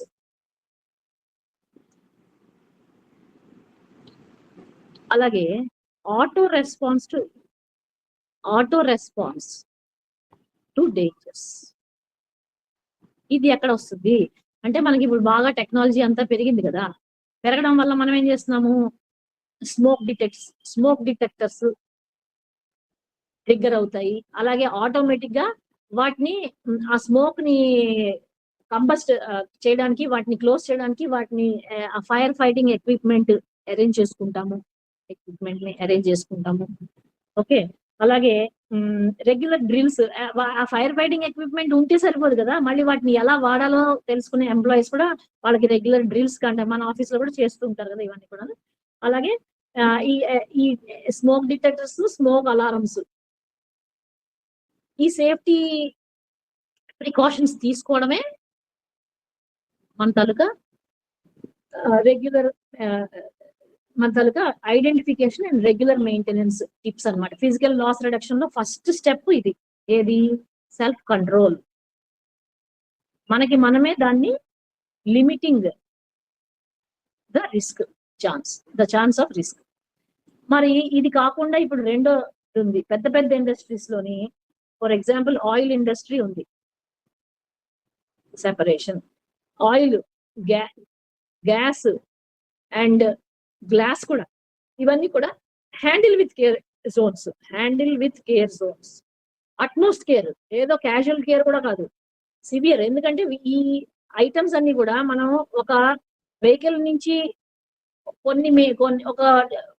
ఒక 3 feet దూరంలోనో 2 feet దూరంలోనో వెళ్ళమంటాడు, కానీ ఒక ఆయిల్ ట్యాంకర్ ఉందనుకో, దానికి వాడు రాస్తాడు కీప్ అవే 5 feet డిస్టెన్స్ అని రాస్తాడు. అంటే చెప్తున్నా, this is how we have to take care. మనకి వాడు ఏమంటారు, వార్నింగ్ ఇస్తాడనమాట, ఇంత దగ్గర జోన్ లో ఉండద్దు, there is a high chance of it's highly inflammable అని కూడా రాస్తారు కదా వాటి మీద. సో దానికి దుష్టుడికి దూరంగా ఉండమన్నట్టుగా, సో వీటికి దూరంగా ఉండమని, జాగ్రత్తగా వాటిని హ్యాండిల్ చేయమని, వీటిని అలాగే మన కార్గో మూవ్మెంట్ లో కూడా వీటిని అన్నిటితో పాటు కలిపి పంపరండి. వీటికి అన్ని కూడా స్పెషల్ గానే వాటిని లిస్ట్ అవుట్ చేస్తారు. వాటిని హ్యాండ్లింగ్ కూడా చాలా జాగ్రత్తగా చేస్తారు. విమానం ఎక్కించినప్పుడు గ్లాస్ ఐటమ్ ఉందనుకోండి, విసరడు వాడు, ఆ కార్గోని విసరడు, జాగ్రత్తగా తీసుకెళ్లి జాగ్రత్తగా లోపల పెడతాడు, మిగతా అన్నిటిని కూడా విసిరేస్తాడు. అది మామూలే, అలా అనమాట. So this is what is the concept of separation. ఏది అట్మోస్ట్ కేర్ తీసుకొని మనం హ్యాండిల్ చేయాలి అనేది. అలాగే హజార్డస్ మెడిసిన్స్ ఉన్నాయనుకోండి, అవి పాయిజనస్ కూడా ఒక్కొక్కసారి. సో వాటిని కూడా మనం స్పెషల్ కేర్ తీసుకొని వాటిని హ్యాండిల్ చేస్తాము. అలాగే వైరస్, మొన్న క్లాస్ లో కూడా చెప్పుకున్నాము, కోవిడ్ వైరస్ కి వచ్చినప్పుడు కోవిడ్ టెస్ట్ కి వెళ్తాం కదా, టెస్ట్ చేసిన తర్వాత ఆ మెటీరియల్ డిస్పోజల్ చాలా జాగ్రత్తగా చేయాలి. మెటీరియల్స్ తలుగా ఆ వైరస్ ఉన్నటువంటి కంటైనర్స్ అన్నిటిని కూడా చాలా జాగ్రత్తగా, otherwise what will happen, it will spread. So ఇటువంటి ఈ సెపరేషన్ అనే కాన్సెప్ట్ ఇలాంటి జోన్స్ లో చాలా యూస్ఫుల్, చాలా ఇంపార్టెంట్ కూడా. Next duplication. ఇవన్నీ కూడా లాస్ రిడక్షన్ టెక్నిక్స్ స్వామి. ఈ డూప్లికేషన్ లో పరిస్థితి ఏంటి అంటే, మనం ఏం చేస్తాము, మన ఎల్ఐసిలోనే ఇది అందరికీ అంటే ఒక 10-15 years బ్యాక్ ఈడిఎంఎస్ రాకముందు పరిస్థితులన్నీ కూడా ఏంటి, డేటా ఓడిఎస్ ఈడిఎంఎస్ రాకముందు సిస్టమ్స్ ఏంటి అంటే, మనం ఆ రోజు చేసిన ట్రాన్సాక్షన్స్ అన్ని కూడా ఆఫీస్ క్లోజ్ అయ్యాక 5 o'clock నుంచి, లేకపోతే ఒక అరగంట ఆగి 6 o'clock నుంచి అప్ టు 9 బ్యాకప్ తీసేవాళ్ళు డేటా అంతా కూడా. అదంతా మళ్ళీ సీడీలకి ఎక్కించి రాసేవాళ్ళు. This is what is copying. Why copying? అంతా మెషిన్ లో ఉంటుంది, కానీ మెషిన్ కనుక క్రాష్ అయితే మనకి కంపల్సరిగా బ్యాకప్ ఉండాలి. అందుకని to prevent loss of data, loss of mass data కదా మంది. సో ఈ డేటా లాస్ అనేది జరగకుండా డూప్లికేషన్ అనే ప్రాసెస్ మనం చేసుకునేవాళ్ళం. ఎందుకు? ఒకవేళ నిజంగానే సిస్టమ్ క్రాష్ అయింది, అప్పుడు ఏం చేస్తున్నాం మనం? To avoid delay we need this kind of a spare backup. అలాగే ఈ డూప్లికేషన్ అనే దానిలోనే మరొక కాన్సెప్ట్ ఏంటి అంటే, ఒక ఇండస్ట్రీ ఉంది. ఇండస్ట్రీ ఉంటే ఆ ఇండస్ట్రీలోని ఒక రన్నింగ్ మిషన్ ఉంటుంది, ఆ పక్కనే ఇంకో మిషన్ కూడా పెడతారు. దానికి కూడా ఫుల్లీ మెయింటెనెన్స్ లో ఉంటుంది. ఒకవేళ ఇది పడుకుంటే వెంటనే దీనికి ఉన్న కనెక్షన్ రిమూవ్ చేసి ఈ కనెక్షన్ ని దీనికి ఇస్తారు, దీనికి కనెక్ట్ చేస్తారు. సో దట్ ఇక్కడ కంటిన్యూటీ ఆఫ్ ద బిజినెస్ అనేది ఎన్షూర్ చేస్తారు, కంటిన్యూటీ. అలాగే స్పేర్స్ మెయింటైన్ చేస్తారు. స్పేర్స్ ఒకవేళ ఇలా ఏకి బికి కూడా రిపేర్ వచ్చింది అనుకోండి, అప్పుడు ఏం చేస్తారు? ఇమీడియట్ గా without loss of time spare తెప్పించాలి, ఎక్కడో ఫారెన్ నుంచి వచ్చిన మిషన్. సో దానికి ఏం చేస్తారు? వి మెయింటైన్ ఏ డూప్లికేట్, అంటే ఇంకొక పార్ట్. డూప్లికేట్ అంటే డూప్లికేట్ కాదు, ఒరిజినలే ఇంకొక పార్ట్ స్పేర్ అనమాట, పెట్టుకొనేసి వెంటనే దాన్ని రిపేర్ అనేది ఇమీడియట్ గా టేకప్ చేస్తారు. So this is how we save consequential loss. ఇంకా ఈ టాపిక్ నేను చెప్పలేదు, చెప్తాను. Consequential loss. ఓకే, సో మనం ఇప్పుడు ఫస్ట్ కాన్సెప్ట్ సెపరేషన్ చూసాం. సెపరేషన్ కన్నా ముందు, అన్నిటికన్నా ముందు అతి జాగ్రత్త ఇది చేయాలి కదా. మనం ఫిజికల్ లాస్ రిడక్షన్ కి మనం ఏం చేసుకోవాలి? మన చేతిలో పనులన్నీ చేయాలి. ఇవన్నీ కూడా లిమిటింగ్ అండ్ సెల్ఫ్ కంట్రోలింగ్, ఇది అతి జాగ్రత్త. Next separation, next duplication. ఇప్పుడు కాన్సెప్ట్ డైవర్సిఫికేషన్.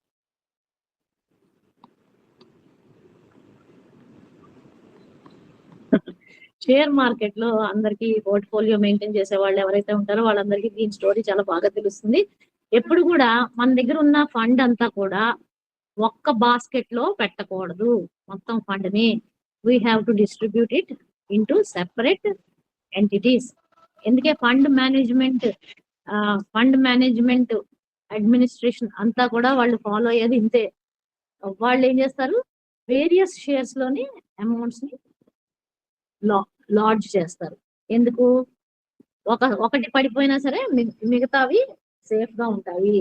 అన్ని ఒకదానిలో పెడితే, all the eggs in one basket పెడితే, ఆ బాస్కెట్ కనుక క్రాష్ అయితే మొత్తం కూడా ఫండ్ అంతా కూడా పూర్తిగా క్యాపిటల్ లాస్ అనమాట. షేర్ మార్కెట్ లో ఎప్పుడు కూడా capital loss. Never put the eggs in one basket. అక్కడ తాలూకా ఫండమెంటల్ రూల్ అది share market. This is diversification. ఈ రిటెన్షన్ ఆఫ్ రిస్క్ లో మనం తీసుకోలేని పక్షంలో మనం ఏం చేస్తున్నాము? ట్రాన్స్ఫర్ ఆఫ్ రిస్క్ చేస్తాం.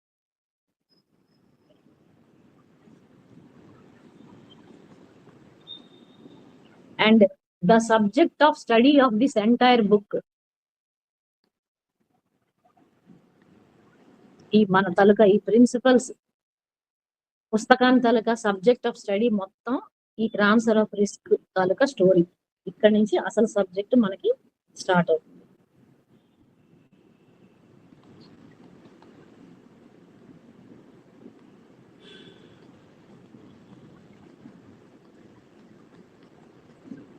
రిస్క్ ట్రాన్స్ఫర్ మళ్ళీ ఒక్క ఇన్సూరెన్సే కాదు, insurance one of the risk transfers. రెండోది హెడ్జింగ్. హెడ్జింగ్ అంటే ఏంటో ఇప్పుడే నేను చెప్పాను. ఆపోజిట్ డైరెక్షన్స్ లో మూవ్ అవుతాయి మార్కెట్స్ ఎప్పుడు కూడా. సో అది అప్ అయినప్పుడు మనం డౌన్ అయినప్పుడు ఎంట్రీ ఇస్తాము, పర్చేస్ చేస్తాము. అది అప్ అయినప్పుడు ఇంకా దాని జోలికి వెళ్లకుండా ఆ అప్ అయినప్పుడు మన తాలూకా బిజినెస్ కంటిన్యూ చేస్తాం by using this amount. This is hedging. అలాగే థర్డ్ పాయింట్ ఏంటి? ఇండెమ్నిటీ.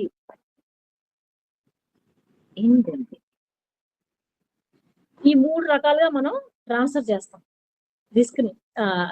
రిస్క్ ఎవరిది? ఇండివిజువల్ రిస్క్ అవ్వనివ్వండి, బిజినెస్ రిస్క్ అవ్వండి, ఇండివిజువల్ అయినా కంపెనీస్ అయినా రెండే కదా, వీళ్ళిద్దరే కదా మనకి వచ్చే పాలసీలు. They transfer risk in these 3 ways. ఈ ఇండెమ్నిటీ అంటే ఏంటి అంటే అగ్రిమెంట్ ద్వారా అదేంటి? ట్రీటీ. తెలుసు కదా మనకి. ట్రీటీ అంటే ఏంటో తెలుసు కదా మళ్ళీ. ఒక రీఇన్సూరెన్స్ కంపెనీకి ఒక ఇన్సూరర్ కి మధ్యలో జరిగేటటువంటి agreement, that is indemnity. So ఇది ఈ 3 రకాల కాన్సెప్ట్స్ అనేవి రిస్క్ ట్రాన్స్ఫర్ లోని ఇన్వాల్వ్ అయినటువంటి స్టడీ. మనం ఎప్పుడైతే ఈ హ్యూజ్ లాస్ ఉంటుందో, huge loss,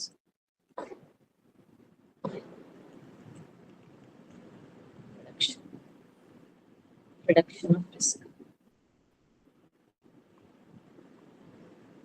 prevent, reduce, retain, reduce the risk.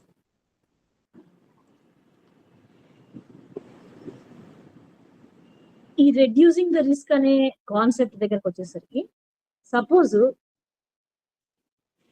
మనం ఒక విమానంలో మనం ట్రావెల్ చేయాల్సి వచ్చింది. ఓకే, ఈ విమానంలోని దీని తాలూకా risk of failure. Each and every screw కూడా దానిలో పక్కాగా ఉండాలి, అన్ని చెక్ చేస్తారు, అన్ని చేస్తారు. కానీ వెరీ లాంగ్ డిస్టెన్స్ ఫ్లైట్స్ లోని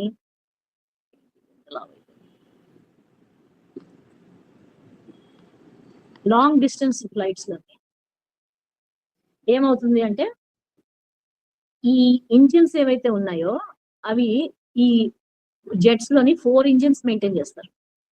4 ఇంజిన్స్. ఈ 4 ఇంజిన్స్ లోని engine 1, engine 2, engine 3, engine 4. 1 fail అయితే సెకండ్ ఆటోమేటిక్ గా ఇనిషియేట్ అవుతుంది. ఇది చూసారా? ఎలా ఎట్లా అనేది మేనేజ్మెంట్ అనేది చూస్తున్నారు రిస్క్. ఎందుకంటే ఇది ఫెయిల్ అయితే విమానం కనుక ఫెయిల్ అయితే ఒకళ్ళు కూడా మిగలరు. అది కూడా లాంగ్ డిస్టెన్స్ ఫ్లైట్స్ చాలా హైట్ లో ఫ్లై అవుతాయి కాబట్టి. సెకండ్ ఫెయిల్ అయితే థర్డ్ కి ట్రాన్స్ఫర్ అవుతుంది, థర్డ్ కి ఫెయిల్ అయితే ఫోర్త్ కి ట్రాన్స్ఫర్ అవుతుంది. సో ఇలా 4 ఇంజిన్స్ కూడా వాళ్ళు మెయింటైన్ చేస్తారు. They maintain the 4 engines. అందులో ఒకటే used for flying, but failing which plan A, plan B, plan C, plan D ఇన్ని మెయింటైన్ చేస్తారనమాట. సక్సెసివ్ ప్లాన్ అనమాట. So this is how.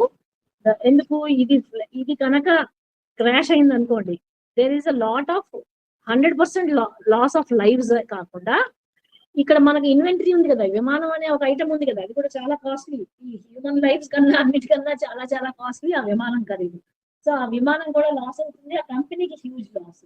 So ఇట్లాంటి లాస్ ఆ కంపెనీ బేర్ చేయలేదు. ఇండివిజువల్ ప్రాణ నష్టం కూడా కంపెనీకి బ్యాడ్ నేమ్. ఇంకెవడు కూడా ఆ కంపెనీ 1 సెకండ్.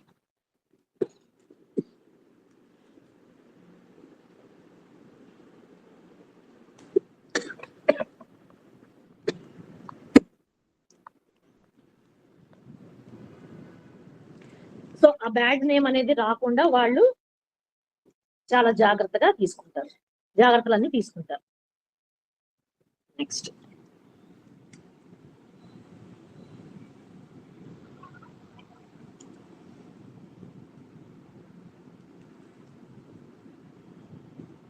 ఇప్పుడు మనం ఒక కాన్సెప్ట్ ఏదైతే ఉందో ఈ ఇన్సూరెన్స్ అనేది మనకి ఇక్కడ జనరేట్ అయింది. ఈ కాన్సెప్ట్ అనేది మనకి ఇప్పుడు జనరేట్ అయింది. ఇన్సూరెన్స్ అనేది కాన్సెప్ట్. ఇన్సూరెన్స్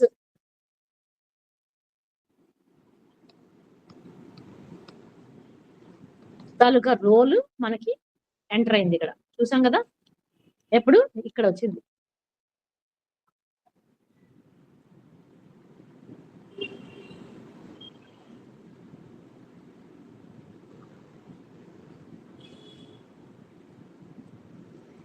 ఈ ఇన్సూరెన్స్ అనేది it is a compulsory factor for businesses nowadays. Compulsory factor. Nobody can bear huge losses. ఈ రోజుల్లో చేస్తున్న బిజినెస్ తాలూకా నేచర్ కూడా హ్యూజ్. మనం కడుతున్న ఫ్యాక్టరీల తాలూకా డైమెన్షన్స్ చాలా పెద్దవి. అన్ని కూడా మెకనైజ్డ్. ఒక గంట ఆగినా కూడా కొన్ని కోట్ల నష్టం అనేది జరిగిపోతుంది. కాబట్టి ఇవన్నిటిని కూడా హెడ్జింగ్ చేయడానికి ఏం చేస్తున్నారు అంటే ప్రతి ఒక్కరు కూడా ఇన్సూరెన్స్ ని ఆప్ట్ చేస్తున్నారు.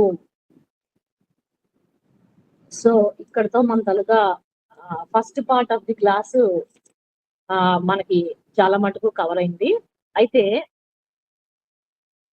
మనం ఇంకొద్దిగా దీని గురించి second part of the part 2 ఇచ్చాను కదా, దానిలోని మిగతాదంతా నేను కవర్ చేశాను.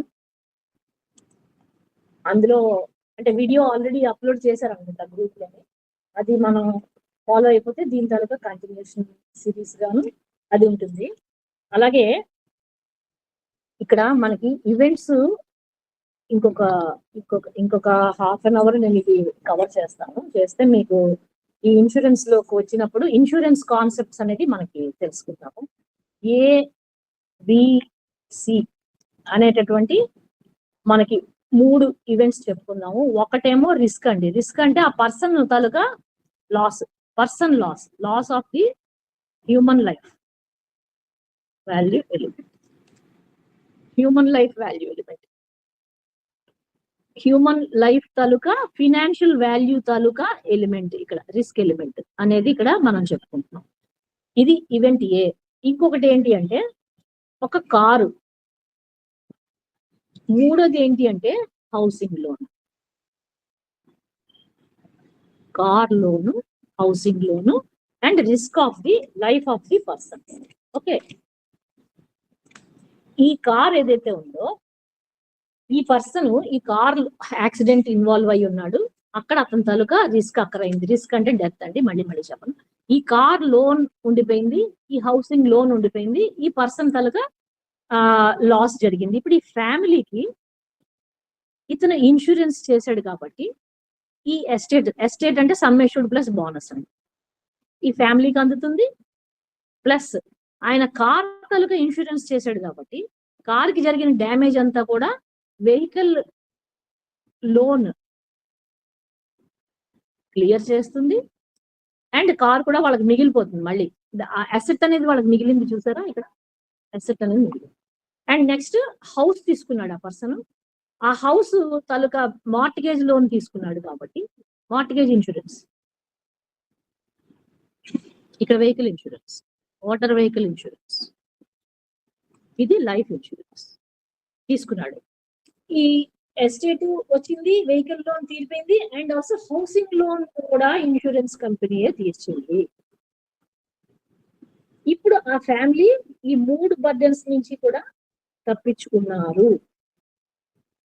ఫ్యామిలీ ఇదంతా కూడా part of risk management. What did he do? ఈ పాలసీ హోల్డర్ ఏం చేశాడు అంటే ఆయన తాలూకా ఇన్సూరెన్స్ అంతా కూడా ఒక అంబ్రిల్లా లాగా అతనికి లైఫ్ లోని ఇదంతా కూడా ఒక పెద్ద అంబ్రిల్లా అయ్యింది. ఆ ఫ్యామిలీకి రక్షణగా నిల్చుంది. 3 కైండ్స్ ఆఫ్ ఇన్సూరెన్స్ ఆయన చేశాడు. చేయడం వల్ల ఆ ఫ్యామిలీ రోడ్డున పడకుండా చక్కగా ఈ మొత్తం ట్రబుల్స్ అన్నిటిలోంచి టైడ్ ఓవర్ అయింది. ఇది అవ్వకపోతే, ఇవన్నీ జరగకపోతే, అతను యాక్సిడెంట్ లో ఇన్వాల్వ్ అయ్యాడు, డెత్ అక్కరైంది, బ్రెడ్ విన్నర్ తాలూకా ఇది మిస్ అవుతున్నారు, ఇప్పుడు హౌసింగ్ లోన్ ఉండిపోయింది, కార్ లోన్ ఉండిపోయింది. What will happen? The entire family will go in to debt trap, వాళ్ళంతా కూడా రోడ్డు మీద పడిపోతారు, రోడ్డున పడతారు. We can't do anything about the NFR part, non financial risk ని మనం ఏమీ చేయలేము. అంటే ఆ మనిషిని మనం తెచ్చి ఇవ్వలేమండి. డెఫినెట్ గా ఆ ఫ్యామిలీ విల్ మిస్ దట్. కానీ ఇక్కడ life insurance and general insurance ఇద్దరు కలిసి ఆ ఫ్యామిలీకి డెఫినెట్ గా పీస్ ఆఫ్ మైండ్ అనేది at the time of utter bitter loss, వాళ్ళు ఆ ఫ్యామిలీని tiding over the difficulties period ని టైడింగ్ ఓవర్ ద డిఫికల్టీస్. లేకపోతే ఏముంది, వీటన్నిటికీ custody and retaining the custody of the items or properties or values అనేది ఇక్కడ జరిగింది కదా. అదర్వైజ్ ఏమవుతుంది, అవన్నీ కూడా పట్టుకుపోతారు, లేకపోతే అమ్మేస్తారు, లేకపోతే దాని తాలూకా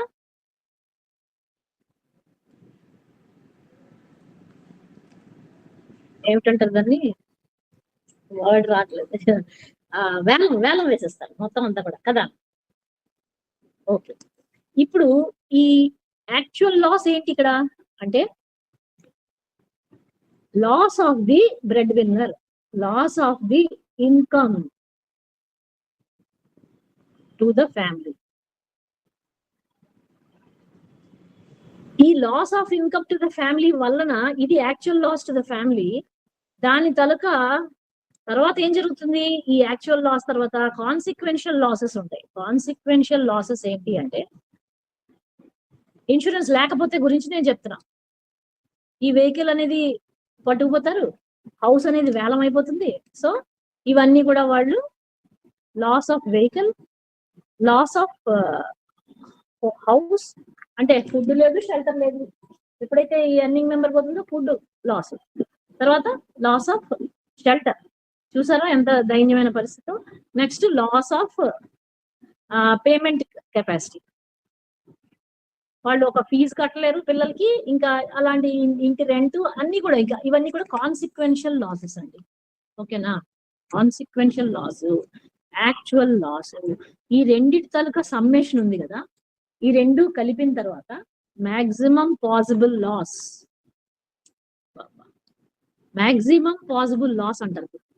maximum possible loss.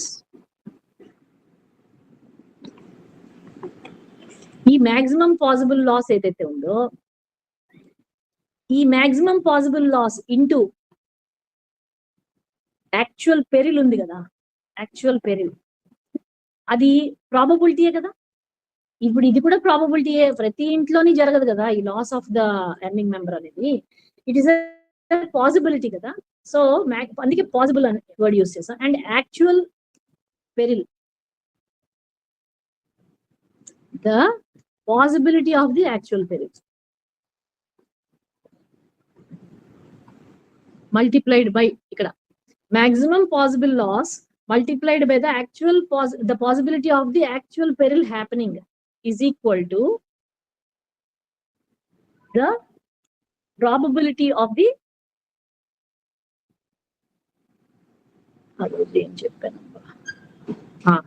it is called probable maximum loss. This is called probable maximum loss. చూడండి ఇక్కడ రెండు విషయాలు.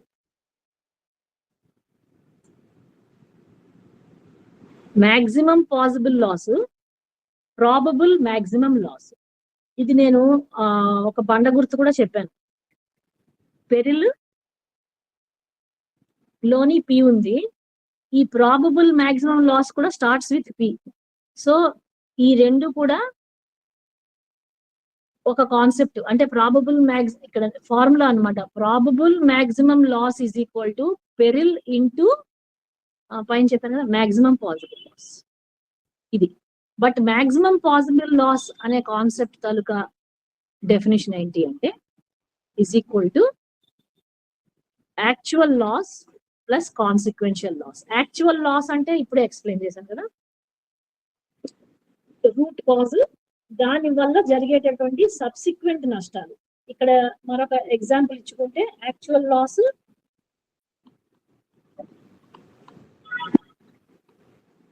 ఒక పెద్ద ఇండస్ట్రీ కాంప్లెక్స్ ఉంది, అక్కడ ఒక సెంట్రల్ క్రిటికల్ మిషన్ ఆగిపోయింది. ఆగిపోతే కాన్సిక్వెన్షియల్ లాస్ ఏంటి? ప్రొడక్షన్ ఆగిపోతుంది కదా. కాన్సిక్వెన్షియల్ లాస్ ఏంటి అంటే ఇమ్మీడియట్ గా there is a production loss అయిపోతుంది. ఇది రూట్ అండి, దీని నుంచి వచ్చినటువంటి కొమ్మలు ఇది. అయితే ఇది సీడ్, ఇది మొక్క. ప్రొడక్షన్ లాస్ అవుతుంది. అలాగే ప్రొడక్షన్ లాస్ తర్వాత ఏమవుతుంది? ఆ మూవ్మెంట్ ఆఫ్ ది గూడ్స్ ఉన్నది, ఇంకా అది ఆగిపోతుంది. మూవ్మెంట్ ఆఫ్ గూడ్స్ అంటే manufactured goods from the factory to the out side. దానివల్ల ఆ ట్రాన్స్పోర్టేషన్ డిపార్ట్మెంట్ పడుకుంటుంది. అలాగే ఇక్కడ ప్రొడక్షన్ చేస్తున్నటువంటి టీం అంతా ఉంటుంది కదా, మ్యాన్ పవర్, వాళ్ళకంతా పని ఉండదు చేతిలో. సో ఈ రకంగా వీళ్ళందరూ ఖాళీగా ఉంటారు. ఈ యూనిట్ అంతా కూడా హెవీ లాస్ ఫేస్ చేస్తుంది. Heavy losses, monetary losses. ఎవరు? ఇండస్ట్రీ. ఇదంతా కూడా ఇండస్ట్రీ గురించి మాట్లాడు. ఇండస్ట్రీ గురించి మాట్లాడు. సో ఇది యాక్చువల్ లాస్ ఏంటి? మిషన్ పాడైపోయింది. తర్వాత కాన్సిక్వెన్షియల్ లాసులు ఇన్నోటి ఉన్నాయి, ఇవన్నీ కూడా. సో ఈ actual loss plus consequential loss కలుపుకుంటే ఇది maximum possible loss of the company. Maximum possible loss. ఇంతకన్నా పెద్ద నష్టం ఇంకేం లేదు. Maximum possible loss. అంత ఇక్కడ దీని కాన్సెప్ట్ ఏంటంటే ఇంత అమౌంట్ కి వాళ్ళు దాన్ని ఇన్సూర్ చేస్తారనమాట. అక్కడ విషయం తెలుసుకోండి. ఇన్సూరెన్స్ కి దీనికి సంబంధం ఏంటంటే ఆ మాక్సిమం పాసిబుల్ లాస్, ఇంత డబ్బులు మనం బేర్ చేయలేం కాబట్టి ఆ మొత్తం అమౌంట్ కి మనం ఇన్సూరెన్స్ చేసేద్దాం అనే ఒక కాన్సెప్ట్. ఇన్సూరెన్స్ కాన్సెప్ట్ అనేది ఇది ఇందులో ఒక ఫార్ములా అనమాట. అలాగే ఒక మనిషి, ఏ అని మనిషి ఉన్నాడు, బి అని మనిషి ఉన్నాడు. ఇతని ఇన్కమ్ 10 lakhs per annum అనుకుందాం, ఇతని ఇన్కమ్ 5 lakhs per annum అనుకుందాం. This is the maximum possible loss కదా. ఇంటూ మళ్ళీ చేస్తాం కదా ఇన్సూరెన్స్ కి. ఇన్సూరెన్స్ 10 lakhs కవర్ తీసుకుంటే సరిపోదు కదా ఫ్యామిలీ. దట్ ఇంటూ మళ్ళీ ఇన్ని టైమ్స్ ఆఫ్ ది ఇన్కమ్ అనేది మనం అండర్ రైటింగ్ తాలూకా రూల్ కాబట్టి ఆ మేరకి వాళ్ళు ఇన్సూరెన్స్ చేస్తారు, ప్రీమియం కడతారు. This is how we assess the risk అనమాట. అసెస్మెంట్ ఆఫ్ రిస్క్ లోని ఇది ఒక చాలా important concept. Assessment are valuation, valuation. దీనికి అంతటికీ ఒక వెల కడతారు అనమాట. దేనికి? ఈ యాక్చువల్ లాస్ కి కాన్సిక్వెన్షియల్ లాస్ కి వెల కడతారు. కట్టేసి దానికి తగ్గట్టుగా ఆ మాక్సిమం పాసిబుల్ లాస్ అరైవ్ అయ్యి, అలాగే ఒక హ్యూమన్ బీయింగ్ కి రిస్క్ అంటే డెత్ అక్కడ అయ్యేది ఓన్లీ వన్స్ కదా లైఫ్ లో, ఓన్లీ వన్స్. కానీ ఇక్కడ వచ్చేసరికి, ఫ్యాక్టరీ దగ్గరకు వచ్చేసరికి the occurrence of risk may be different, repeat అవ్వచ్చు, రిపిటేషన్ ఉండొచ్చు. సో దాన్ని బట్టి ఆ ఇన్సూరెన్స్ ప్రీమియం అనేది డిపెండ్ అయి ఉంటుంది. అదే ఇక్కడ మనం చెప్పుకుంటున్నాం. ఇది ఈ point, occurrence of peril, occurrence or possibility of the peril of peril will give the probable maximum loss అన్నమాట. చూడండి జాగ్రత్తగా, ఇందులో పి ఉంది, ఇందులో పి ఉంది. వేరేస్ మాక్సిమం పాసిబుల్ లాస్ లో పి మధ్యలో ఉంది కాబట్టి అందులో ఏమున్నాయి, దీనిలో కాంపోనెంట్స్ ఏమున్నాయి అంటే 2, యాక్చువల్ లాస్ ఇంకోటి కాన్సిక్వెన్షియల్ లాస్. ఈ 2.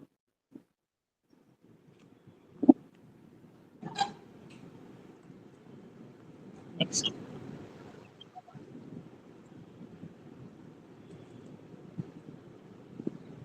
సో మనం మెజర్మెంట్ ఆఫ్ రిస్క్ అనే కాన్సెప్ట్ ని మనం చూసినప్పుడు, మెజర్మెంట్ ఆఫ్ రిస్క్ ఇప్పుడే కదా చెప్పుకున్నాము. ఎందుకు మెజర్ చేయాలి? దాన్ని బట్టే మన తలక ప్రీమియం డిసైడ్ అవుతుంది. హియర్ వీఆర్ అసెస్మెంట్ అన్నా మెజర్మెంట్ అన్నా అంతా అదే. సో మెజర్మెంట్ ఆఫ్ రిస్క్ లోని కాంపోనెంట్స్ ఏంటి ఇప్పుడే చూసాం మనం. Actual loss incurred, consequential loss incurred.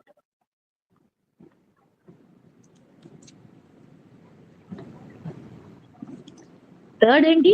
Likelihood of the peril. Likelihood అంటే ఎంత ఛాన్స్ ఉంది జరగడానికి, likelihood of loss due to peril. Peril అంటే చెప్పుకున్నాం చాలా క్లియర్ గా. And fourth very important point is likelihood of the happening of the peril. Happening of peril. So ఇవి ఇందులోని మళ్ళీ చెప్తున్నాను, కష్టం వస్తుంది, వచ్చిన తర్వాతనే నష్టం అనేది ఉంటుంది. ఈ నష్టాన్ని బేరీజు వేయడమే, ఈవెన్ జరగక ముందే బేరీజ్ చేయడం అనేదే ఇన్సూరెన్స్ తాలూకా యాక్చురియల్ సబ్జెక్ట్.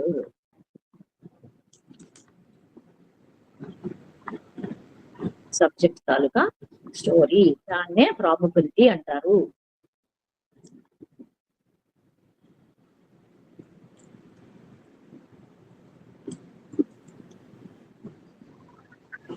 ఈ పెరిల్ ని మనమే మీట్ అయితే, ఇంటర్నల్ రిసోర్సెస్ నుంచి మీట్ అయితే దాన్ని రిటెన్షన్, ఇంటర్నల్ రిసోర్సెస్ నుంచి మనం కనుక మీట్ అయితే దాన్ని రిటైనింగ్ ద రిస్క్ అంటాము. రిటైనింగ్ ద రిస్క్ అంటాము. ఇది ఆల్రెడీ మనం చెప్పుకున్నాం. నెక్స్ట్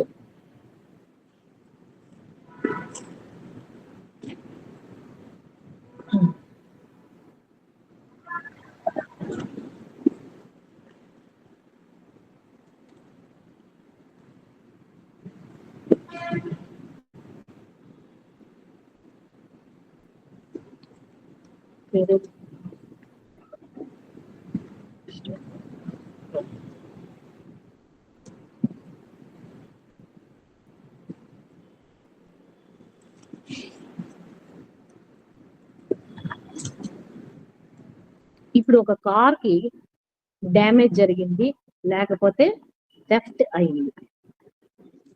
ఒక హ్యూమన్ బీయింగ్ కి సిక్ అయ్యాడు, లేకపోతే రిస్క్ అక్కరైంది.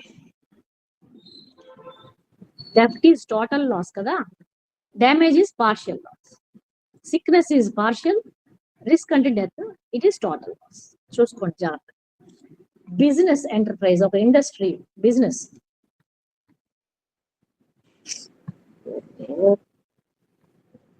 ఒక బిజినెస్ ఎంటర్ప్రైజ్ లోని, ఇండస్ట్రీలోని కూడా ఫైర్ యాక్సిడెంట్ జరిగింది అండ్ థెఫ్ట్ జరిగింది.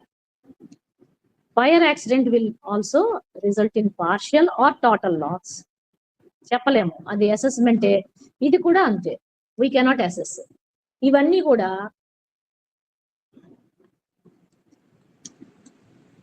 Loss of assets. చూడండి ఇక్కడ, human is also an asset అనేది ఇక్కడ గమనించండి. Car is also an asset. And business లో ఉన్నటువంటి ఎక్విప్మెంట్స్ అన్ని కూడా, ఆ ఇండస్ట్రియల్ కాంప్లెక్స్ అంతా కూడా, ఆఫీస్ కూడా అసెట్స్ లో భాగమే. And this results in unpleasant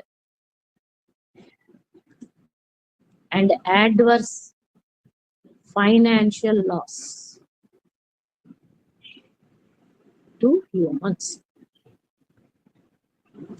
ఇక్కడ ఈ కార్ అనేది it is a luxury car కూడా కాదు, ఇట్స్ ఎ కంఫర్ట్ జోన్. దీనికి మనం అంటే ఇది ఇన్కమ్ జనరేటింగ్ అసెట్ కాదు, unless we are a taxi driver. This is not an income generating asset. whereas human life is an income generating asset. Business is also an income generating asset. But car కి ఏదైనా అయితే we will have this unpleasant and adverse mental stress. అంటే మనకి loss ఉంటుంది. What is the loss? ఆ comfort, ఆ car ఇచ్చేటటువంటి comfort. మనం లాంగ్ డిస్టెన్స్ అయినా సరే ఇండివిజువల్ జర్నీ చేయొచ్చు, ప్రైవసీ ఉంటుంది, అన్ని రకాలుగా మనం ఆ కార్ ఎక్కడికాలంటే అక్కడ ట్రైన్ ఆపలేం కదా.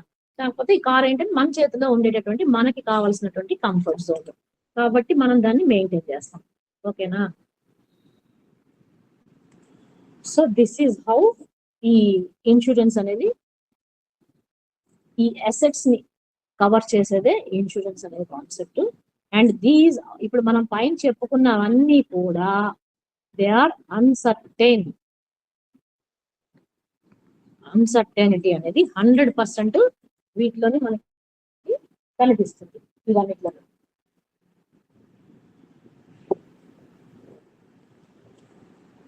ఫస్ట్ రిటన్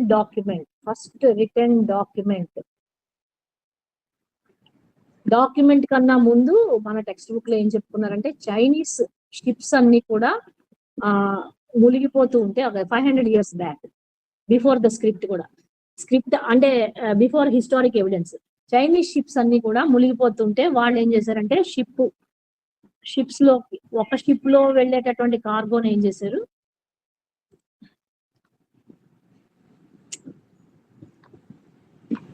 ఒక షిప్ లో ఉండే కార్గోని ఏం చేశారంటే నెంబర్ ఆఫ్ షిప్స్ లో డిస్ట్రిబ్యూట్ చేసి నెంబర్ ఆఫ్ డేస్ లో వాటిని పంపించేవాళ్ళు. ఇది ఫస్ట్ డే వెళ్తుంది, ఇది థర్డ్ డే వెళ్తుంది, ఇది 5th డే వెళ్తుంది, ఇది 7th డే, ఇది 9th డే. ఈ రకంగా వెళ్తే ఈ chances of missing the cargo అంటే ఒకే కంపెనీ దాని తర్వాత గూడ్స్ ని డిస్ట్రిబ్యూట్ చేసేది 5 షిప్పుల్లో చేసేటప్పుడు ఏమైంది, డివైడ్ అయింది కదా. మన ఇన్సూరెన్స్ కాన్సెప్ట్ కూడా ఏంటి, అందరూ కలిసి చేరతారు ఇందులోని, ఒక పార్ట్ ఆఫ్ దీనిలోని మనకి క్లెయిమ్ వస్తుంది, ఆ పార్ట్ ని వీళ్ళందరూ కూడా షేర్ చేసుకుంటారు. సో ఇక్కడ ఏం చేసింది, ఆ ఒకే కంపెనీ 5 షిప్పులకి డివైడ్ చేసింది గూడ్స్ ని. చేస్తే థెఫ్ట్ అంటే పైరెట్స్, థెఫ్ట్ కాదు పైరసీ, షిప్స్ కి పైరెట్స్ బాధ ఉండేది పూర్వం రోజుల్లో. And loss due to weather conditions. ఈ కారణాలతోటి ఒక షిప్ లాస్ అయినా సరే మిగిలిన షిప్లు దారి మలిచి సేఫ్ జర్నీలు, సేఫ్ ట్రేడ్ చేసేవన్నమాట. ఇది first type of traders ideas of insurance concept. Next second ఏంటంటే ఫస్ట్ రిటర్న్ డాక్యుమెంట్ ఎక్కడ దొరికింది అంటే Babylonian Hammurabi script. Babylonian Hammurabi, Egyptians అన్నమాట. హమ్మురాబి కోడ్ లోని రిటర్న్ ఎవిడెన్స్ దొరికింది, ఇలా ఇన్సూరెన్స్ కాన్సెప్ట్ అనేది ఎగ్జిస్ట్ అవుతుంది అనేసి. అలాగే థర్డ్ పాయింట్ 1666, ఇది గుర్తుపెట్టుకోండి, ఈజీగా గుర్తుంటుంది. ఈ సంవత్సరంలోని లండన్ లోని ఒక గ్రేట్ ఫైర్ యాక్సిడెంట్ అయ్యి అక్కడ ఉన్నటువంటి 13,000 ప్రైమ్ హౌసెస్ అన్ని కూడా ఫైర్ కి అవుట్ అయిపోయింది. గ్రేట్ ఫైర్ అంటారు దాన్ని, గ్రేట్ లండన్ ఫైర్ అంటారు. ఆ ఫైర్ యాక్సిడెంట్ లో అక్కడ ఉన్న లండన్ అంతా కూడా బూడిదైపోయింది. ఆ తర్వాత ఇది జరిగిన తర్వాత 1680లో మళ్ళీ ఆ సిటీ రీబిల్డ్ అవ్వడానికి ఇంత టైం పట్టింది. రీబిల్డ్ అయిన తర్వాత వాళ్ళంతా అక్కడ కూర్చొని first fire insurance company start చేయాలని చెప్పేసి డిసైడ్ అయ్యారు. First fire insurance company. Okay, next shipping. ఈ insurance company was protecting the fire అంటే అక్కడ వాళ్ళు చూసింది ఫైర్ యాక్సిడెంటే కాబట్టి ఫైర్ కి రిలేటెడ్ గా చేశారు. తర్వాత మళ్ళీ వీళ్ళే అక్కడ లాయిడ్ కాఫీ హౌస్ లో పెద్ద మనుషులంతా కూర్చొని, లాయిడ్ కాఫీ హౌస్ అదొక రెస్టారెంట్, అక్కడ కూర్చొని పైరసీ ఆఫ్ షిప్స్ నుంచి అందరం ప్రొటెక్ట్ అవ్వాలి కాబట్టి, అలాగే షిప్స్ సింక్ కూడా అయ్యే ఛాన్సెస్ ఉన్నాయి కదా, ఆ ప్రమాదం నుంచి కూడా మేల్కోవడానికి ఈ లాయిడ్ కాఫీ హౌస్ లో ఒక ఇన్సూరెన్స్ కంపెనీ స్టార్ట్ చేశారు. ఇవాళకి కూడా ఆ కంపెనీ ఉంది, లాయిడ్ ఇన్సూరెన్స్ అనేది. ఇక్కడ ఇక్కడ టేకప్ చేశారు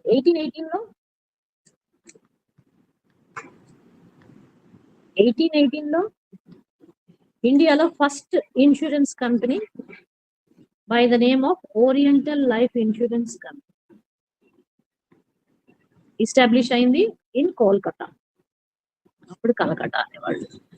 1829లో సెకండ్ ఇన్సూరెన్స్ కంపెనీ ఎస్టాబ్లిష్ అయింది మద్రాస్ ప్రెసిడెన్సీలో, and that name Madras presidency. దాని పేరు మద్రాస్ ఈక్విటబుల్ ఇన్సూరెన్స్ కంపెనీ. 1850లో ఫస్ట్ జిఐసి కంపెనీ ఎస్టాబ్లిష్ అయింది, దాని పేరు ట్రైటన్ ఇన్సూరెన్స్ కంపెనీ. 1870లో బాంబే మ్యూచువల్ అనే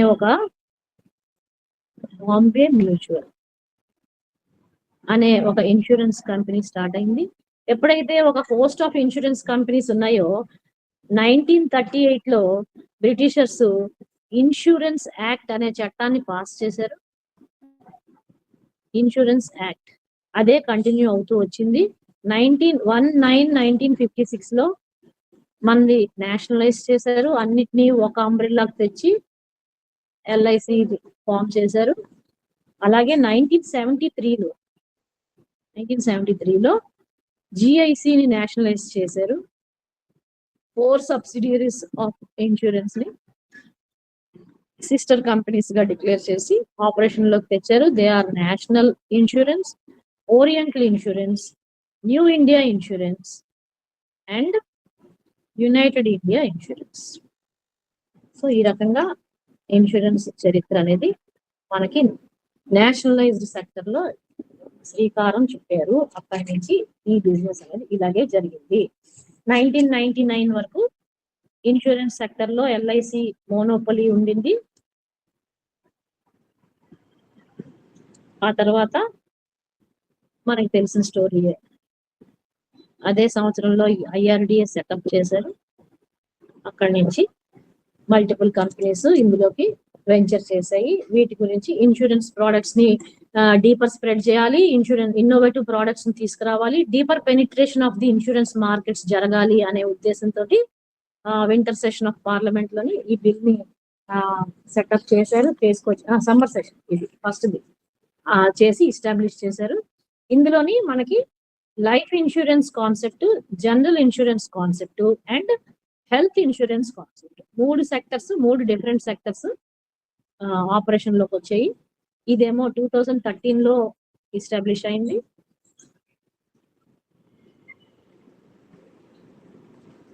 ఈ రకంగా ఈ 3 సెక్టర్స్ ప్రస్తుతానికి ఇన్సూరెన్స్ బిజినెస్ ని కండక్ట్ చేస్తున్నాయి. ఇదంతా కాకుండా export credit and guarantee corporation అనే ఒక ఇన్సూరెన్స్ కంపెనీ ఉంది. ఇది ఏమిటి చేస్తుంది అంటే ఇంటర్నేషనల్ మార్కెట్స్ లో ఎక్స్పోర్ట్ చేసే కంపెనీస్, ఇంపోర్ట్ చేసే కంపెనీస్ ఉంటాయి. ఇక్కడి నుంచి ఒక కంట్రీ నుంచి ఇంకో కంట్రీకి గూడ్స్ రావడానికి, గూడ్స్ అండ్ సర్వీసెస్ మూవ్ అవడానికి the time taken is vast huge. ఎందుకు? కంటైనర్స్, కార్గోస్ మనకు తెలుసు కదా, షిప్పింగ్ ద్వారానే 70% ఆఫ్ ది బిజినెస్ జరుగుతుంది. 70 కాదు, 80%. ఎందుకు అంటే this is the cheapest source of trade. ఇప్పుడు ప్రస్తుతం మిడిల్ ఈస్ట్ వార్ పక్కన పెట్టండి, కానీ మామూలుగా అయితే shipping is the main lifeline of trade అనమాట. Shipping is main lifeline, cheap, ఎందుకంటే అది చీపెస్ట్ ఫార్మ్. ఇంకా మిగిలింది ఎయిర్ కార్గో. ఇంకా రోడ్ కార్గో అంటారా, it doesn't move across the nations of divided by oceans కదా. సో మధ్యలో ఓషన్ ఉన్నప్పుడు, ఇంత ఓషన్స్ ఉన్నప్పుడు movement only by ship is the best and easiest అనమాట. Easiest, cheapest. కానీ అట్ ద సేమ్ టైం దీనిలో ఇది షిప్పింగ్ ఇండస్ట్రీకి ఉన్న పెద్ద నెగటివ్ డ్రాబ్యాక్ ఏంటంటే the time taken for the movement of goods is very very huge. అందుకని ఈ ఎక్స్పోర్ట్ క్రెడిట్ గ్యారంటీ కార్పొరేషన్ వాడు ఏం చేస్తాడంటే వీడికి పేమెంట్స్, పేఅవుట్స్ ముందు వీళ్ళు చేసేస్తారు. బిఫోర్ ద కంట్రీస్ ఈ ప్రోడక్ట్స్ ఇక్కడికి రీచ్ అయ్యేదాకా వీళ్ళు ఇన్సూరెన్స్ ని పే చేసేస్తారంటే డబ్బులు కాదు. అంటే 1 కోటి రూపాయలు గూడ్స్ మూవ్ అయ్యాయి అంటే దానికి కావాల్సినటువంటి ఇన్సూరెన్స్ ఏదైతే ఉందో ఆ కవర్ అనమాట. వీళ్ళకి కొంత ప్రీమియం కట్టేస్తే ఈ గూడ్స్ మూవ్మెంట్ కి కవర్ ఇస్తారు, కవర్ గ్యారంటీ ఇస్తారు. ఇది ఈ ఈసీజీసీ తాలూకా. సార్ సుబ్బారావు గారు, sir hello,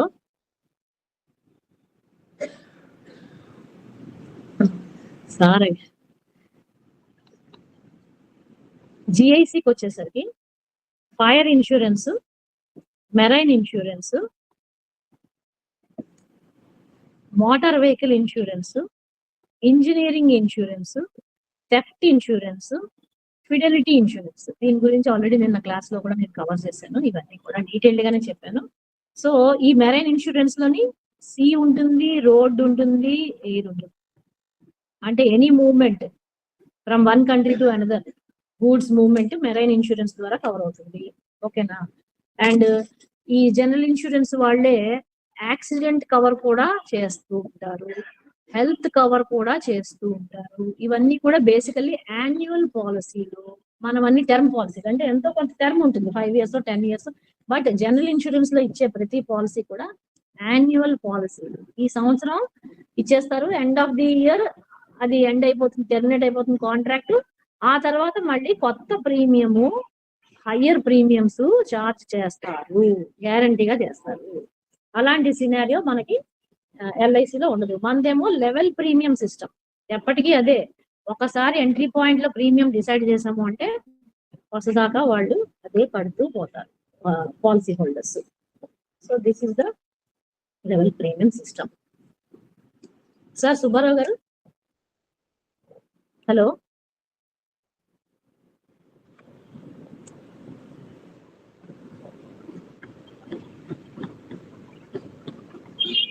hello sir.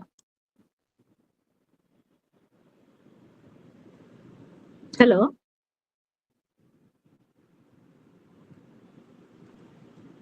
Hello sir.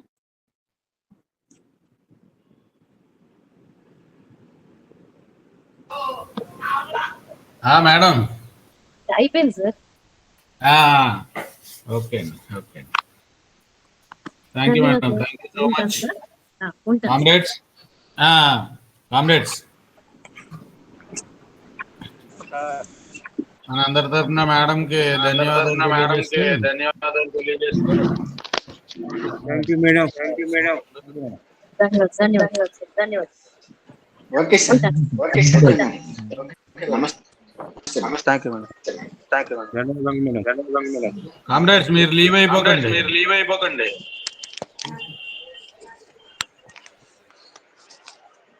Thank you.